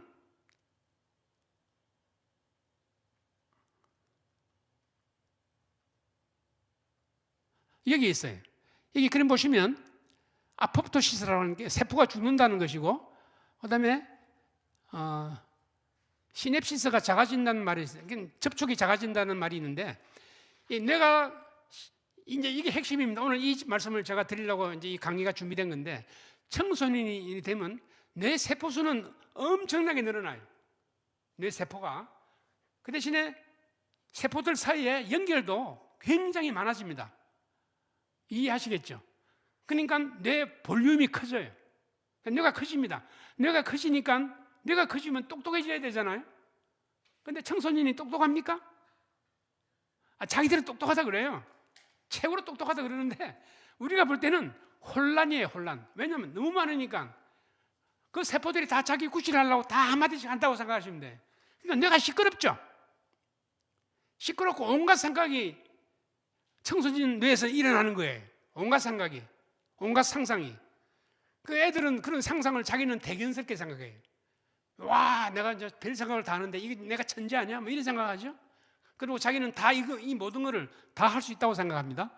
물론 청소년들이 이 얘기 들으면 나보고 뭐라 할지 모르겠는데, 과학적으로 보면 그래요. 내가 너무 많아져가지고 시끄러워요. 이제 컴퓨터 상인가요? 노이즈죠, 노이즈. 그리고 이 연결이 다 돼 있기 때문에 서로 주고받고 자극을 하기 때문에 이제 말하자면 막 혼란에 빠져 있다. 그래서 청소년들이 교육을 받게 되면 쓸모없는 행동을 안 하게 되면서 거기에 관계된 세포와 세포 연결이 사라져요. 그래서 뇌가 작아집니다. 아주 신기한, 제가 볼 때는 아주 신기한 현상이에요. 재미있고. 그래서 애들이 청소년 때 뇌가 잔뜩 커졌다가 막 잔섭을 듣고 잔소리 듣고 안 돼 어쩌고 하면 그럼 안 하지 뭐 해서 안 하면 안 하는 만큼 뇌가 작아져요. 그러니까 절제하면 뇌가 작아지고, 이 작아진 뇌가 능률적인 뇌가 되는 거예요. 노이즈가 없어지는 거죠. 그래서 교육하는 거예요. 그래서 우리 선조들이 이때까지 잔소리를 해야 된다고 생각하는 것이 그 이유예요. 그러면 뭐 섹스가 어쨌든 무슨 상관이야, 난 뭐든지 할 수 있어, 이래도 보고 저래도 보고 뭐 남자고 여자 사귀고 남자끼리 사귀게 보고 다 뭐 이렇게 해서 애들이 막 혼란에 빠져가지고, 그러다가 이제 진짜 동성애자가 되죠. 트랜스젠더가 되기도 하고 돌아오는 오도 있고. 그래서 청소년들을 물어보면 내가 남자지만 여자가 아닐까? 여자이면 좋겠지? 이런 생각하는 애들이 뭐 태반이 넘습니다. 근데 걔들이 다 동성애자나 트랜스젠더가 안 돼요. 사춘기를 넘어서면서 다 돌아옵니다. 그래서 한 40-50% 되던 애들이 2%, 5%로 이제 넘어옵니다. 그래서 우리가 이걸 성진함과 성 정체성에 있어서의 유동성이라고 그래요. fluidity. 실제로 이렇게 교육과 훈련과 경험을 통해서 이 성정체성의 혼란, 노이즈가 정리가 되는 거죠, 애들한테서. 그래서 성교육이 이제 중요해지는 거죠. 그래서 이 그림이 어떻게 보면 별거 아닌 것 같은데 여기 아주 중요한 요소가 숨어 있습니다. 이 위에 있는 그림은 이제 내가 커질 때와 나이가 들어서 내가 작아진 거, 이렇게 작아지면 이제 치매가 오는 거죠. 그러니까 내가 너무 작아지면 치매가 오죠. 내가 너무 커져도 뭐 치매 비슷한 상황, 혼란 상태가 되는 거죠. 그래서 이게 조숙과 미숙이 다음 문제다. 너무 너무 애드밴스 된 것도 문제고 퇴화되는 것도 문제다 하는 걸 알 수 있습니다. 그래서 청소년의 뇌는 쉽게 말하면 너무 조숙한 상태에 있어서 오히려 기능이 떨어지기 때문에 이때 병이 많이 생겨요. 뇌병이, 정신병이. 그래서 가장 중요한 여러분이 어렵게 생각하는 정신분열증이라는 병이 유명한데 옛날에 이 병의 이름이 조발성 치매였습니다. 조발성 치매. 노인 치매인데 일찍 왔다 이거예요. 그걸 조발성 치매라 그랬는데 그걸 나중에 정신분열병이라는 이름으로 바뀌고 지금은 조현병이라고 우리가 부릅니다. 그러니까 이 정신병이라고 부르는 거, 정신분열병, 조울정신병, 뭐 망상증, 그다음에 정신병적 우울증 이런 것들은 뇌가 잘못된 거고 일종의 퇴화 상태예요. 이 퇴화상 어려서 그 내가 한참 커지고 우리가 볼 때는 발전한 것 같은데 이때 그런 병들이 생기기 쉽다는 게 뭘 말하느냐면 뇌가 불안정하다는 뜻이에요. 청소년 뇌는 불안정하다. 지적으로도 불안정하고 정서적으로도 불안정하고 성적으로 불안정하다라고 일단 보고 이걸 바로잡아주는 게 성교육이라고 생각하시면 되겠습니다. 그러면 좀 왜 이게 필요하고 중요한지 이제 아실 수 있을 거예요. 그런데 이게 또 이제 전두 위기가 나면서 이건 좀 옆으로 새는 건데 이런 그 뇌의 발달 이론이 인류학적 의미가 있어요. 이거 얘기하면 시간이 걸리는데 하여튼 인간의 뇌는 이렇게 피질과 특히 전두엽과 변연계, 아까 뇌하수체, 그다음에 시상하부 있는 게 거의 변연계거든요. 그다음에 이제 밑에 척수 이렇게 크게 간뇌라 그래가지고 척수 위에 있는 거 이제 이게 세 가지로 빨간색, 파란색, 초록색으로 이렇게 나눠지는데 이게 쉽게 말하면 파란색은 인간의 뇌고 파란색은 포유동물의 뇌고 빨간색은 파충류 뇌다 이렇게 얘기한다 이거죠. 그래서 인간의 마음속에는 파충류적인 거, 동물적인 거, 인간적인 것이 다 공존하고 있어요. 실제로 그렇잖아요. 그래서 우리가 앞에 전두엽, 인간적인 뇌가 기능을 못하면 동물의 뇌가 튀어나와요. 그래서 그 동물의 뇌가 튀어나온 상태를 우리는 정신병이다 또는 범죄다 그렇게 얘기해요. 그러니까 우리는 전두엽의 기능을 활성화시키고 기능하도록 도와줘야 되는 게 인간의 도리고 인간적인 도리고 그게 인간다운 것이고 그걸 교육해야 되는 거죠. 동물의 뇌가 튀어나오면 안 되죠. 동물의 뇌라는 것이 결국은 아까 생식과 분노와 이런 건데 이제 이런 것이 전면에 나오면 안 돼요. 이게 되게 숨겨져 있어요. 사회적으로도 숨겨져 있는데 성혁명가들은 이거를 공개하자는 겁니다. 왜 어떠냐 이거죠. 인간이 동물처럼 행동해도 어떠냐? 이게 이제 혁명가들의 생각이에요. 그 배후에 깔려 있어요. 그래서 뭐 범죄자나 환자나 정신장애자나 다 같은 인간이고 다 같은 존경을 받아야 되고 다 똑같다. 그동안의 기독교는 이걸 억압해 왔다. 이런 논리입니다. 그러니까 우리가 볼 때는 말도 안 되지만 그렇게 얘기하니까 동조하는 사람들이 있어요. 어떤 사람들이겠습니까? 뭐 동물이면 어때? 하는 생각을 하는 사람. 예를 들면 뭐 바람 피면 어때? 같은 생각이에요. 결혼하기 전에 섹스하면 어때? 뭐 우리 다 인간이고 동물이고 뭐 섹스가 다 중요한데 뭐 꼭 결혼하고 해야 되나? 뭐 이렇게 하는 것이 소위 성혁명가들의 생각이기 때문에 사람들이 은근히 맞아라고 할 수 있겠죠? 그러니까 예를 들면 지금 이런 성교육을 하지 말자라고 얘기하면요. 맞은 우리 공개적으로는 반대하는 사람들이 있지만 여론조사에 보면 또 그렇지도 않아요. 다 그런 마음을 숨기고 있거든요. 그리고 이제 어떤 신문들 이런 그걸 또 자기들이 그런 사람들을 그러니까 대변한다고 그래요. 그래서 이제 사회가 이게 분열되어 있는 것입니다. 우리는 어떤 스탠스를 잡느냐? 이제 이게 중요한 거죠. 그래서 이제 신경 발달, 아까 말한 신경 발달이 잘 되면 이제 보통 인간이 되는데, 이게 장애가 되면 아까 병들이 생긴다고 말씀드렸죠. 그 중에 이제 신경 발달 장애가 제일 중요한 게 정신지체. 내가 애초에 발달이 잘 안 되니까 정신 박약이 오는 거죠. 자폐증. 이게 요즘 또 굉장히 관심거리입니다. ADHD. 이게 또 유명하죠. 우리나라 지금 ADHD가 많아지면서 이제 소아청소년과가 아주 지금 붐을 타고 있습니다. 그다음에 강박장애, 충동장애. 이 충동장애가 이제 그 뭐 범죄, 그다음에 집에 불 지르는 거, 도박하는 거, 이런 게 충동장애. 조현병, 정신병, 양극성장애. 그리고 모든 미숙한 행동이라고 부를 수 있는 게 다 신경발달장애예요. 미숙성의 핵심이 자폐증입니다. 이 자폐증을 보면 미숙하다는 게 어떤 건지를 우리가 이제 파악할 수 있어요. 그래서 이제 청소년 뇌의 특징이 뭐냐? 아까 말씀드렸는데 뉴런 수는 최대인데 또 회백질이 커요. 그래서 이제 그것 때문에 뭐든지 할 수 있다 생각하죠. 뭐 호기심도 많고 멀티태스킹 한다 그러고 뭐 아이디어가 분출하고 행동이 중구난방이고 이거 저거 하고 막 바쁩니다.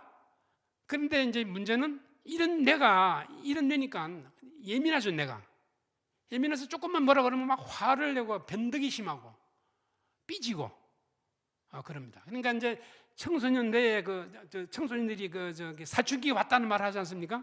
이런 경우에 그 행동 특징이 그 뇌에 근거가 있다는 것을 말씀드리고 싶습니다. 이제 회백질을 알려드리려고 보인 그림인데, 살아있는 뇌를 자르면, 소위 자른다면 이렇게 나타납니다. 회색 부분이 있고 하얀 부분이 있어요. 회색 부분은 신경세포들이 모인 것이고, 피질, 아까 말한 뇌하수체 이런 신경세포가 모인 것이고, 하얀 부분이 그런 신경세포들이 모인 곳과 모인 곳 사이에 연결하는 전깃줄들이 다발들이에요. 그러니까 그것이 하얗게 보이기 때문에 그렇습니다. 그러니까 청소년 뇌는 회백질은 많아요. 근데 백질이 적어. 감사 이게 좀 헷갈리는데. 하여튼 그래. 앞에 다시 봐야겠다. 백질이 크고 백질이 작아요. 그러니까 세포수는 많은데 서로 연결은 잘 안 된다는 뜻이죠. 그래가지고 이제 청소년의 특징, 청소년의 행동 특징이 나옵니다. 그러니까 연결이 작다는 것은 쉽게 말하면 겉으로 나타날 때는 서툴다는 겁니다. 행동하는 거, 말하는 거, 움직임이 서툴러요. 청소년들은. 그러니까 이제 뭐 이렇게 축구를 새로 배우게 해주면 알 수 있죠. 하다 보면 잘하잖아요. 그러니까 잘하게 되는 게 이제 아까 말한 그 뇌가 정돈되는 거예요.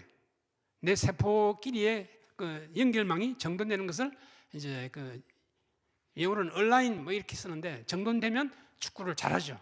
그러면서 이제 쓸데없는 신경세포나 신경 그 전달 그 돌기들은 없어지니까 뇌가 작아진다. 아까 말씀드렸죠. 그다음에 또 중요한 거는 지금 변하고 있는 중이에요. 이 사춘기가 한 4, 5년 되는데 이때 뇌가 엄청나게 변합니다. 뇌도 변하고, 그러니까 사고방식이 변하는 중이죠. 그러니까 애들은 그 시간 동안에 헷갈리게 되니까 청소년기에 혼란이 일어나죠. 애들은 우리가 보기에 멀쩡해 보여도 머릿속에는 온갖 이 생각이 변화하면서, 감정도 변화하면서, 이게 소위 변덕이라고 그러는데, 변덕하면서 조정을 하고 있는 중입니다. 그러니까 어떻게 보면 치열한 치열한 상태에 있어요.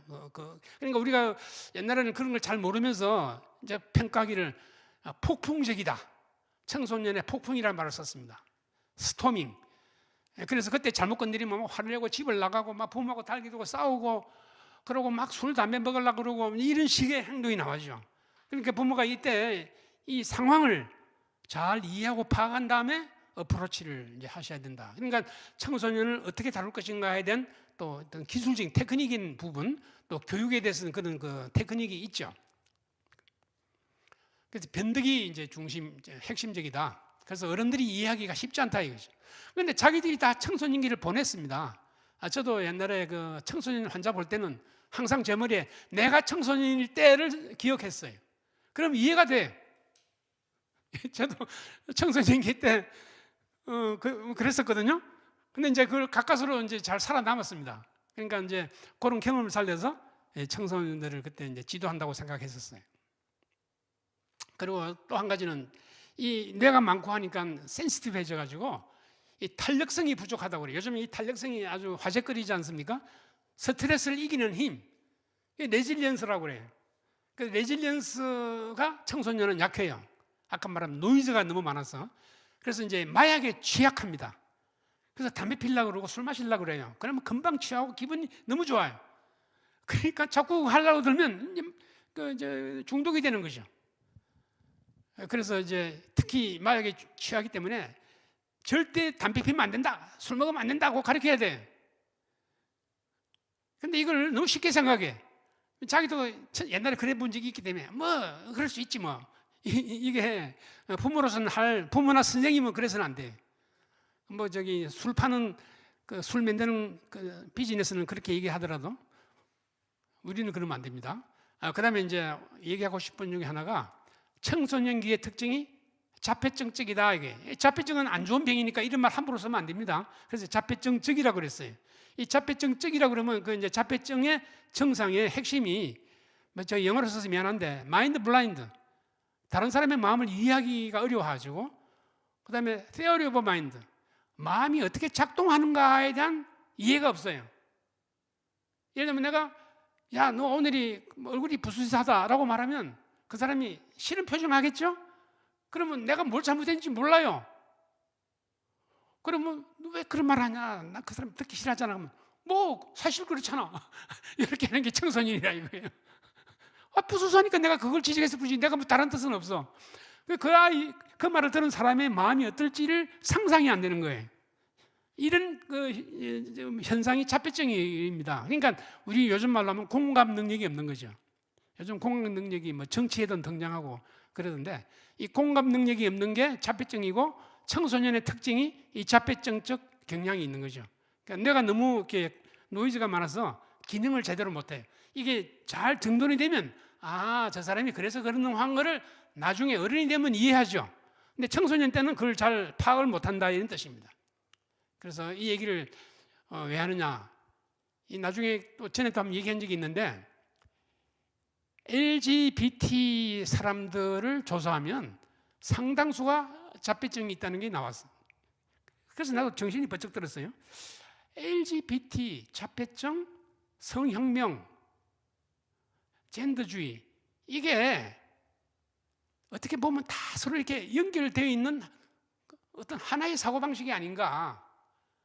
다시 말하면 인격 성숙에 이러면 또 이제 누가 들으면 고발할 수 있는 문제입니다. 모욕했다고, 성차별적인 발언을 했다 이거죠. 근데 아직은 차별금지법이 없으니까 이런 말을 또 할 수 있다고 보는데, 하여튼 그런 건데, 이 제가 말하는 게 전부 다 이제 그 학술 논문적으로 산재되어 있는 자료들입니다. 이걸 종합하면 그렇다는 거죠. 아까 말한 대로 청소년의 뇌 기능, 자폐증의 뇌 기능, LGBT 사람들에게 이런 경향이 있다는 그런 논문들, 요즘도 그런 게 나오니까요. 그래서 아주 흥미있게 생각합니다. 그 자폐증이 뭐냐에 대한 그 얘기를 할 기회가 있으면 좋겠는데 시간이 좀 그래서 여기 그림 있죠?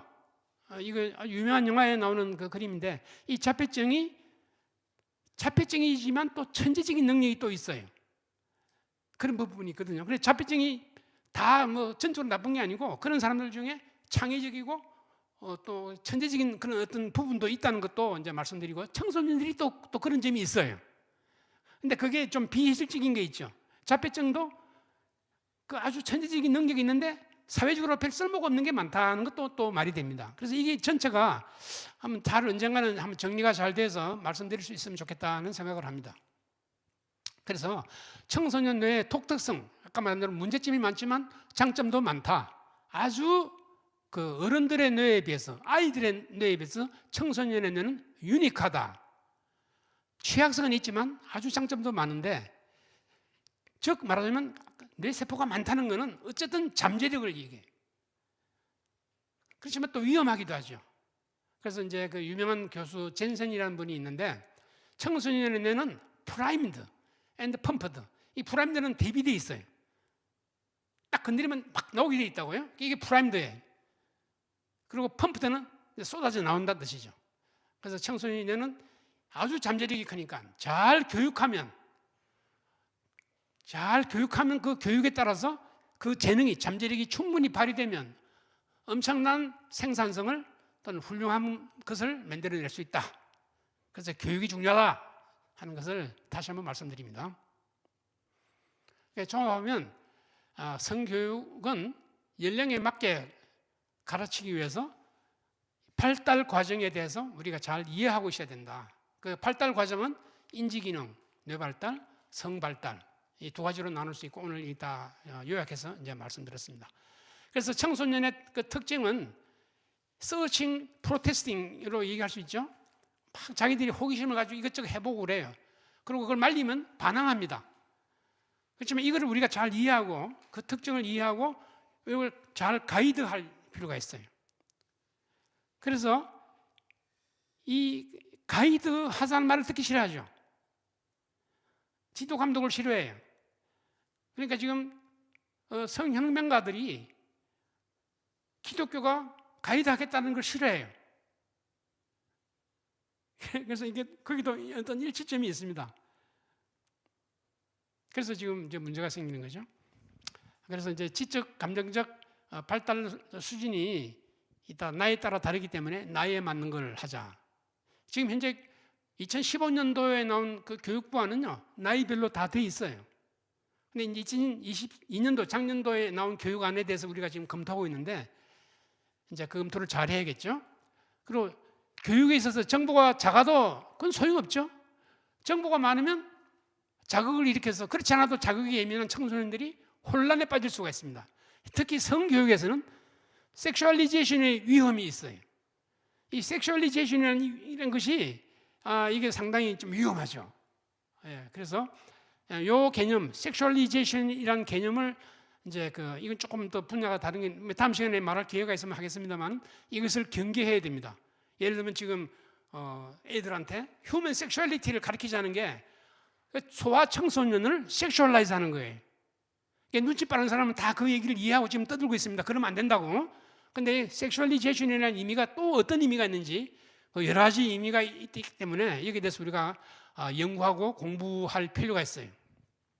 그리고 이제 표준안이라고 하는 거는 지금 이런 많은 과학적 사실을 이 성교육 전문하는 사람들이 다 알고 있어요. 그래서 선수를 쳤습니다. 예를 들면 유네스코 안이라고 우리가 얘기하는 게 이미 다 이런 그 얘기를 가지고 선수를 치고 이미 만들어낸 거예요. 그러니까 이걸 갖다 우리가 깨부수려면은 상당한 그 연구가 있어야 됩니다. 그래서 그걸 잘 해야 되고, 그리고 이제 우리가 대안으로 내놓을 만한 것이 있어야 되기 때문에 이제 기독교가 보는 표준안을 얘기하고 이제 얘기할 기회가 있으면 하겠고, 그다음에 이제 또 우리 비기독교인을 우리가 설득하기 위해서는 전통적 성윤리에 대한 교육안을 만들어서 내는 게 어떨까 하는 것이고요. 그다음에 요즘 이제 과외라는 게 있지만 학교 교육하고 가정 교육이 약간 역할 분담을 이제 하셔야 된다고 봅니다. 그래서 부모들이 성교육을 해야 돼요. 인간 교육은 한다고 그러는데 왜 성교육은 안 하느냐? 그렇죠? 그러니까 학교에서는 공교육에서는 스탠다드를 가르쳐야 되고 집에서 그 아이에 해당하는 그 마음을 부모가 잘 이해해서 맞춤별 교육을 해야 된다. 그렇지만 원칙은 하나가 되어야 된다 하는 이제 생각을 합니다. 이다음 시간에 청소년 성에 대한 사회가 어떻게 하느냐, 어떤 영향을 주고 있느냐, 이 사회의 그 분위기, 움직임, 소위 말하면 성혁명, 무슨 젠더주의 이론, 이런 것들이 현재 청소년 섹슈얼리티에 어떤 임팩트를 주고 있는지에 대해서 말씀드리도록 하겠습니다. 예, 들어주셔서 대단히 감사합니다.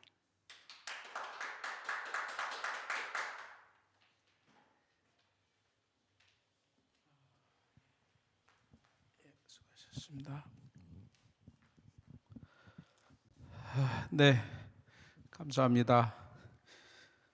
요즘 교과과정 안 때문에 지난해 9월부터 이렇게 여러 가지 상황들이 전개가 되는 과정에서 이 성혁명적 요소 이런 것들 지금 교과서에 이미 많이 들어와 있고 그런 것들 빼내는 작업, 시급성 이런 것도 여러분들이 말씀하셨고, 근데 오늘은 이 성혁명 교육이 일종의 이제 오래전부터 진행되어 온 치밀한 전략 전술, 또 그를 뒷받침하는 여러 가지 궤변적 이론과 사상에 의한 공격이라고 하면 그거를 어떻게 잘 막아내고 이 성교육을, 바람직한 성교육을 할 수 있을까? 이걸 이제 과학적 접근을 오늘 민 교수님이 자세히 풀어 주셨습니다. 여러 가지 이제 뇌와 신경 구조 이런 그 전문적 전공을 하시는 분들한테는 그렇게 어렵지 않은 개념이지만 저희처럼 문외한들은 조금 이해가 어려울 수도 있는 그런 말씀일 수도 있을 텐데, 전체적으로 조금 들은 바를 기억나는 대로 정리하는 게 좀 필요할 것 같습니다. 하여튼 우선 큰 흐름에서 정리를 하면 성교육이 중요하다는 거고, 근데 성교육은 일반 교육과 다른 특징이 있지 않느냐, 이 공개적으로 논의하기가 좀 어려운 게 이제 성이라는 건데, 그래서 이제까지는 전통적 윤리,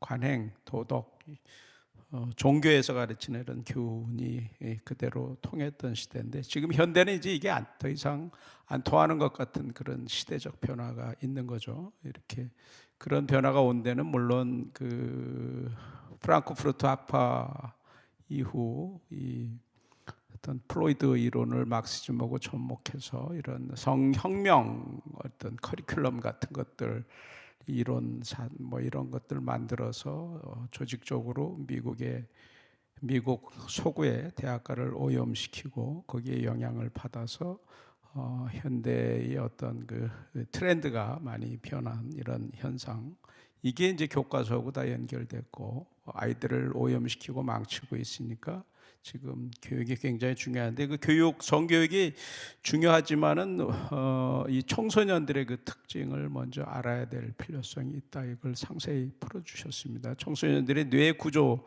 자체가 다르다. 청소년 때는 뇌가 굉장히 뇌세포가 많이 발달해 뇌가 커지는데, 사실은 그 연결이 충분치 않아서 여러 가지 정리 안 된, 청소년 때는 뭐든지 자신감도 넘치고 생각도 많고 멀티태스킹도 가능하고 막 이런 복잡한데, 이렇게 정돈이 돼야 되는데 그러려면은 교육이 필요하다. 그래서 사춘기 시대에 우리가 모두 다 겪는 거죠. 저희도 그런 과정을 겪었고, 지금 사춘기 청소년들을 두고 있는 부모들을 겪지만은 잔소리 할 수밖에 없는 그 아이들의 특징이 있잖아요. 아이들이 뭐 예민한 반응을 보인다든지, 잔소리하면 막 거친 반응을 보인다든지, 그리고 얘기는 않지만은 여러 가지 그 상상, 그 성적 상상도 하고 공상도 하고, 이런 것들을 또 지금도 위험한 게 미디어나 이 인터넷 이런 데서 이런 것들을 또 확인하고 그러면서 더 그런 것들이 커지고 이런 것들인데,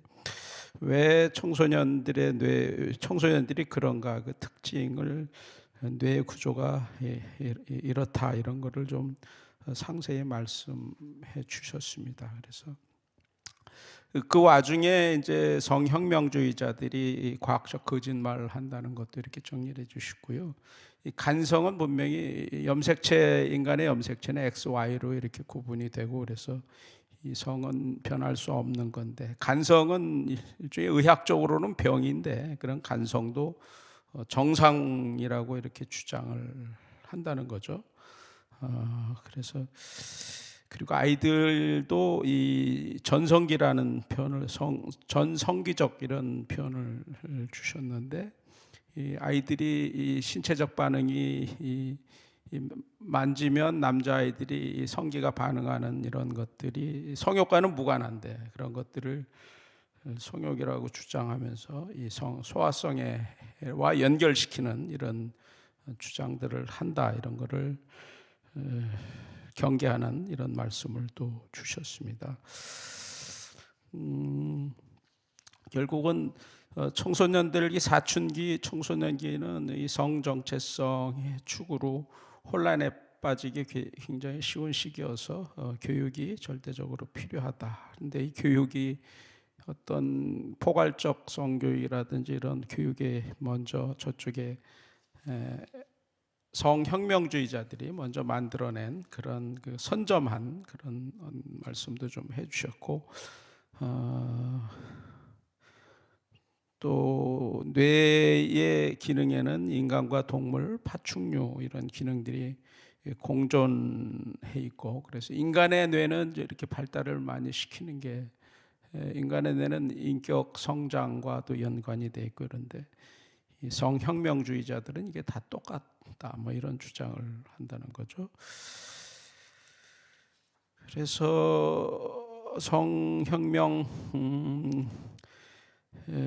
교육이 성혁명 교육에 맞설 수 있는 청소년들의 그 뇌의 구조나 이런 특징을 정확히 알고 거기에 맞춰서 이 아이들을 제대로 성교육할 수 있는 그런 그 대안적 성교육, 지금 이미 선점해 있는 여러 가지 포괄적 성교육이라든지 유네스코에서 이 포괄적 성교육 가이드라인도 만들어내고 그랬는데, 이러한 것들에 대응해서 정상적으로 아이들을 교육시켜서 제대로 된 인격을 갖추고 성에 대해서도 잘못된 방향으로 나가지 않는 이런 교육이 굉장히 필요하다, 이렇게 정리를 할 수 있을 것 같습니다.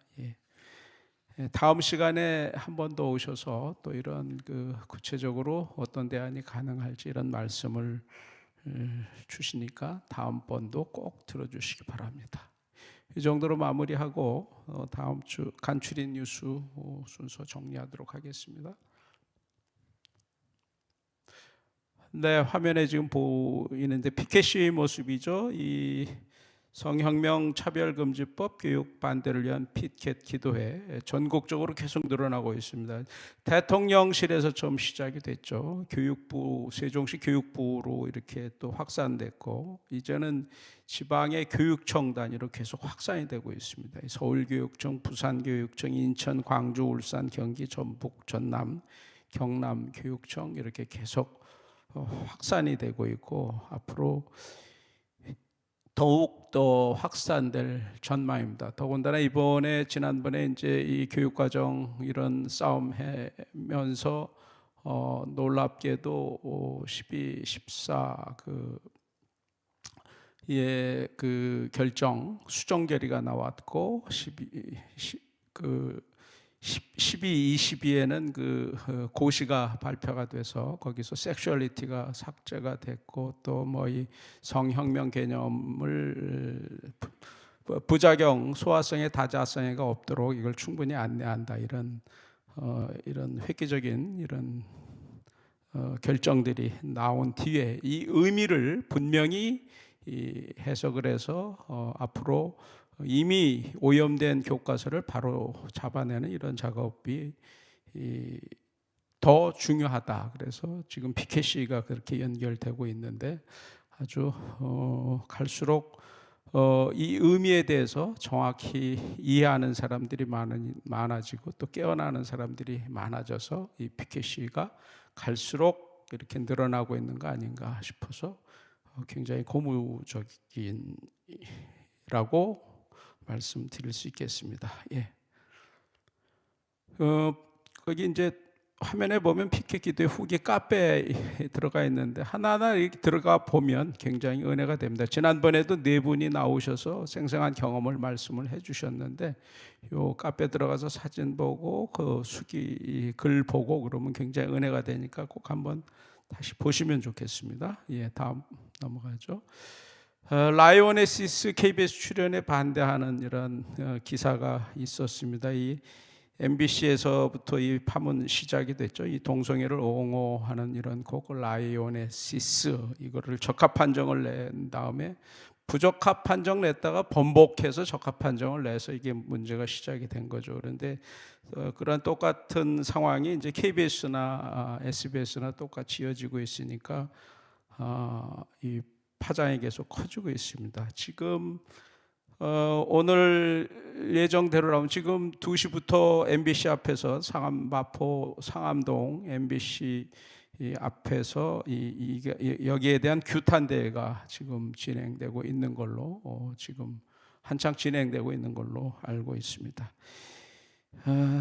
이게 참 이 사태가 이 파문이 시작된 뒤에 각 방송사마다 이 게시판에 글도 올리고 또 전화로 항의 전화 엄청 했는데 아직 그 공영방송 3사가 아직도 처음의 자세를 바꾸지 않고 있어서 굉장히 기독교계에서 걱정을 많이 하고 그래서 오늘 집회도 엄청나게 많은 사람들이 지금 하고 있다 이렇게 지금 전달이 되고 있습니다.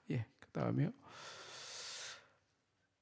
최근 학생 인권 조례가 이렇게 다시 논란이 되고 있습니다. 이 학생 인권 조례가 몇몇 지방자치단체에 만들어져 있고 시행이 되고 있는데 이게 폐지 논란이 벌어지고 있고 폐지 서명 운동도 작년 말에 많이 있었고 이게 다시 이 논란의 중심에 있는데 이와 관련해서 한국교회 언론인회가 강력 비판하는 논평을 냈습니다. 이 교회 언론회는 학생인권조례가 학생들의 존엄과 가치, 자유와 권리를 보장하기 위해 제정된 것을 이렇게 포장을 하지만 실제적으로는 표현의 자유, 종교의 자유, 부모의 양육권 상실, 교사들의 학습권 침해, 교육의 중립권 상실, 동성애 우대와 보호라는 이런 과를 가져오게 됐다. 이렇게 논평에서 이렇게 주장하면서 폐지를 강력 촉구했습니다. 그 다음에요.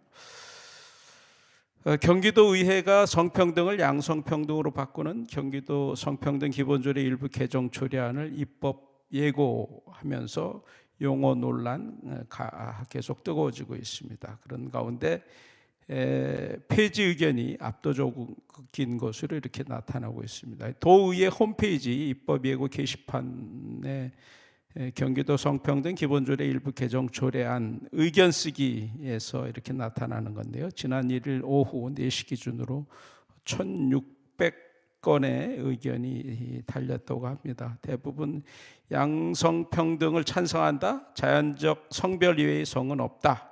무조건 찬성한다. 성평등이 아니라 양성평등이 맞다. 너무 바람직하다. 양성평등으로 바꾸는 조례안 개정 등 개정 찬성 의견이 대다수로 나타나고 있다고 합니다. 이런 가운데 이제 도내 경기교육 희망 네트워크 등 70개 시민 사회단체가 이 성평등 민주주의 실현을 바라는 경기도 내 단체들이라는 이름으로 기존 조례명 유지하라 이런 반대의 입장을 문을 내기도 했다는 그런 뉴스입니다. 노인이나 장애인, 노인과 장애인, 여성 등 사회적 약자 및 소수자에 대한 사회적 지원 제도를 확대해야 한다 이런 의견을 여론조사를 했더니 다른 종교에 비해서 개신교인들이 가장 높은 것으로 나타났다 이런 여론조사 결과입니다. 이게 이 한국 갤럽 여론조사인데 1,600명 정도 19세에서 70세 미만까지 이렇게 조사한 건데 이렇게 그 그래프가 정확히 보이는지 모르겠지만은 먼저 장애인 지원제도 확대하는 데 의견을 물어보니까 전체 평균 29%인데 개신교만 보면 38%로 나타났고 여성 지원제도 확대는 전체 26%인데 개신교는 33%로 나타났고 마지막으로 노인 지원제도 확대에 대해서는 전체 평균 26%로 나타나는데 개신교인은 41%가 상당한 필요성을 촉구했다. 이 여론조사의 의미가 왜 중요하냐? 일각에서 이제 포괄적 차별금지법 논란이 커지면서 차별금지법을 주장하는 사람들은 한국교회를 일각에서 소수자들에 대한 혐오자로 이렇게 몰아가는 이런 주장들을 많이 하는데 이와는 정반대로 여론조사 해보니까 사회적 약자, 소수자에 대해서 개신교인들의 공감도가 가장 높은 것으로 나타났다. 이런 의미를 갖고 있는 기사라는 말씀이죠. 네, 오늘 준비한 소식 여기까지 전해드리겠습니다. 다음 주에는 민성길 교수님 또 나오셔서 오늘 강의의 2부로 바람직한 성교육은 어떤 것이 있을까 대안을 구체적으로 모색해주는 그런 시간을 갖겠습니다. 다음 강의 꼭 와주시기 바랍니다. 예, 여기까지 하겠습니다. 기도하겠습니다. 하나님 감사합니다. 오늘도 귀한 강사님 보내주셔서 여러 가지 우리가 들어야 할 말씀 또 지식으로 우리가 채워지게 하신 것 감사합니다. 하나님이 강연이 진행되는 동안에 많은 사람들이 정말 하나님이 감동을 주셔서 정말 바람직한 성교육에 대한 관심이 높아지고 또 우리 현실에 깊이 들어와 있는 이 성혁명의 악한 사상, 교육 이런 것들을 없애는 그러한 방향으로 우리가 더욱 기도하고 더 마음 모으고 더 행함으로 나가야 한다는 이런 감동을 주셨을 걸로 믿고 감사드립니다. 우리가 받은 감동에서 그치지 않고 하나님 현장으로 피키시 현장으로 갈 수 있도록 도와주시고 이런 댓글 달기도 할 수 있도록 도와주시고 우리가 할 수 있는 모든 것 우리의 현재 상황 여건에서 할 수 있도록 하나님 인도하여 주시옵소서. 올 해도 열어주시고 차바 지난 한 달도 지켜주시고 한 거 감사합니다. 앞으로도 하나님이 귀하게 쓰시는 많은 강사님들 이곳으로 보내주셔서 우리의 마음을 움직여 주셔서 정말 하나님의 군대가 만들어져서 이 시대를 넉넉히 이겨나갈 수 있도록 하나님 은혜 베풀어 주시옵소서. 올 한 해 또 이렇게 새로이 이 차바 스텝들 또 새로이 구성이 돼서 또 올 한 해를 갑니다. 하나님께서 지혜와 능력으로 붙들어 주시고 무엇보다 이 방송을 진행하면서 하나님 은혜를 많이 받고 더 사명감으로 진행할 수 있도록 하나님 인도하여 주시옵소서. 올 한 해 이 차바를 통해서 하나님 기뻐하시는 많은 일들을 이루시기를 간절히 원하고 또 그렇게 될 걸 믿고 감사드리며 예수님 이름으로 기도드립니다. 아멘.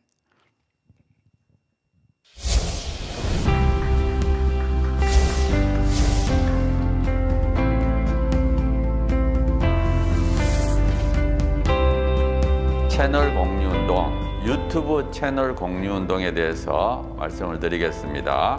차바 채널과 여러분들의 교회의 유튜브 채널이 공유된다는 게 무슨 뜻인가 하면 차바에서 매주 금요일마다 차별금지법에 관련된 좋은 영상을 실시간으로 송출하게 됩니다. 차바와와 공유된 여러분들의 교회 유튜브 방송에도 저희들이 영상이 실시간으로 송출되게 됩니다.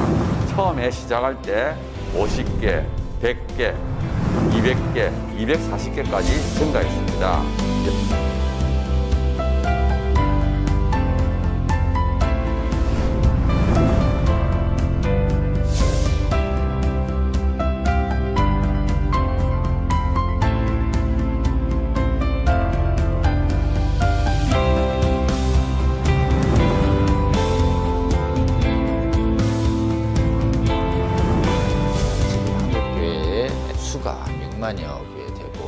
채널을 10,000개라고 보면 그 10,000개 중에 10%, 1,000개가 되면 이 1,000개 채널이 나머지 10,000개의 영향을, 10,000개 채널이 10,000개 교회가 나머지 6만 교회에 영향을 미칠 수 있다. 저는 그렇게 생각합니다. 이 차별금지법 제정 시도가 2007년부터 시작이 됐는데 한 번 차단이 되는 것으로 끝나는 것이 아니고 한 번 차단이 되면 또 제기되고 또 제기돼서 지금 15년 이상 차별금지법 제정 시도뿐만 아니라 인권 조례를 통해서 사실상의 차별금지법이 하위 법령이 만들어지고 있고 또 초중고등학교에서 젠더 및 동성애 성교육이 지금 강하게 일어나고 있고 이 운동이 지속적인 반대 운동이 필요하고 또 계몽 운동이 필요합니다. 여러분 섬기시는 교회 담임 목사님 은혜로운 설교를 들으셨다면 적어도 주 1회는 지금 전 세계에 가장 위협이 되고 있는 동성애 성혁명 주장들, 그리고 우리 미래 세대를 음란으로 미혹시키고 거짓으로 미혹시키고 있는 이 성혁명 사상들, 차별금지법, 이 문제가 우리나라에서 반드시 막아내고 복음적 성인례를 반드시 지켜내는 이런 사역에 우리가 실패해서는 안 되겠습니다. 차바 강의 중에서는요, 쉬운 강의도 있고요, 또 어려운 강의도 있습니다. 쉬운 강의는 한 번 듣고 이해가 되지만요, 어려운 강의는 또 여러 번 들으실 수가 있어야지 되는데요. 이게 교회 채널을 통해서 모든 성도들에게 공급이 된다면 정말 좋겠죠. 그 운동을 우리가 하고 있는 것입니다. 차바 채널 이 공유 운동, 저는 우리 주님께서 저희에게 알려주신 방법이라고 생각합니다. 차별금지법을 제정을 성공적으로 막아내고 음란을 정당화하고 음란을 강요하는 각종 악법들을 막아내서 대한민국 교회와 대한민국을 지키는데 아주 귀하게 사용하실 거라고 생각합니다. 여러분, 이 거룩한 도로 개설 운동, 그리고 거룩한 성령의 검 배포 운동에 기도하시면서 지속적으로 함께 해주시기 바랍니다. 여러분 주위에 권면해 주십시오. 여러분의 작은 동참이 한국교회와 세계교회를 새롭게 하고 주님 다시 오실 때까지 이 악하고 음란한 세대를 선하고 거룩하게 만드는 데 귀하게 사용하실 거라고 그렇게 믿습니다.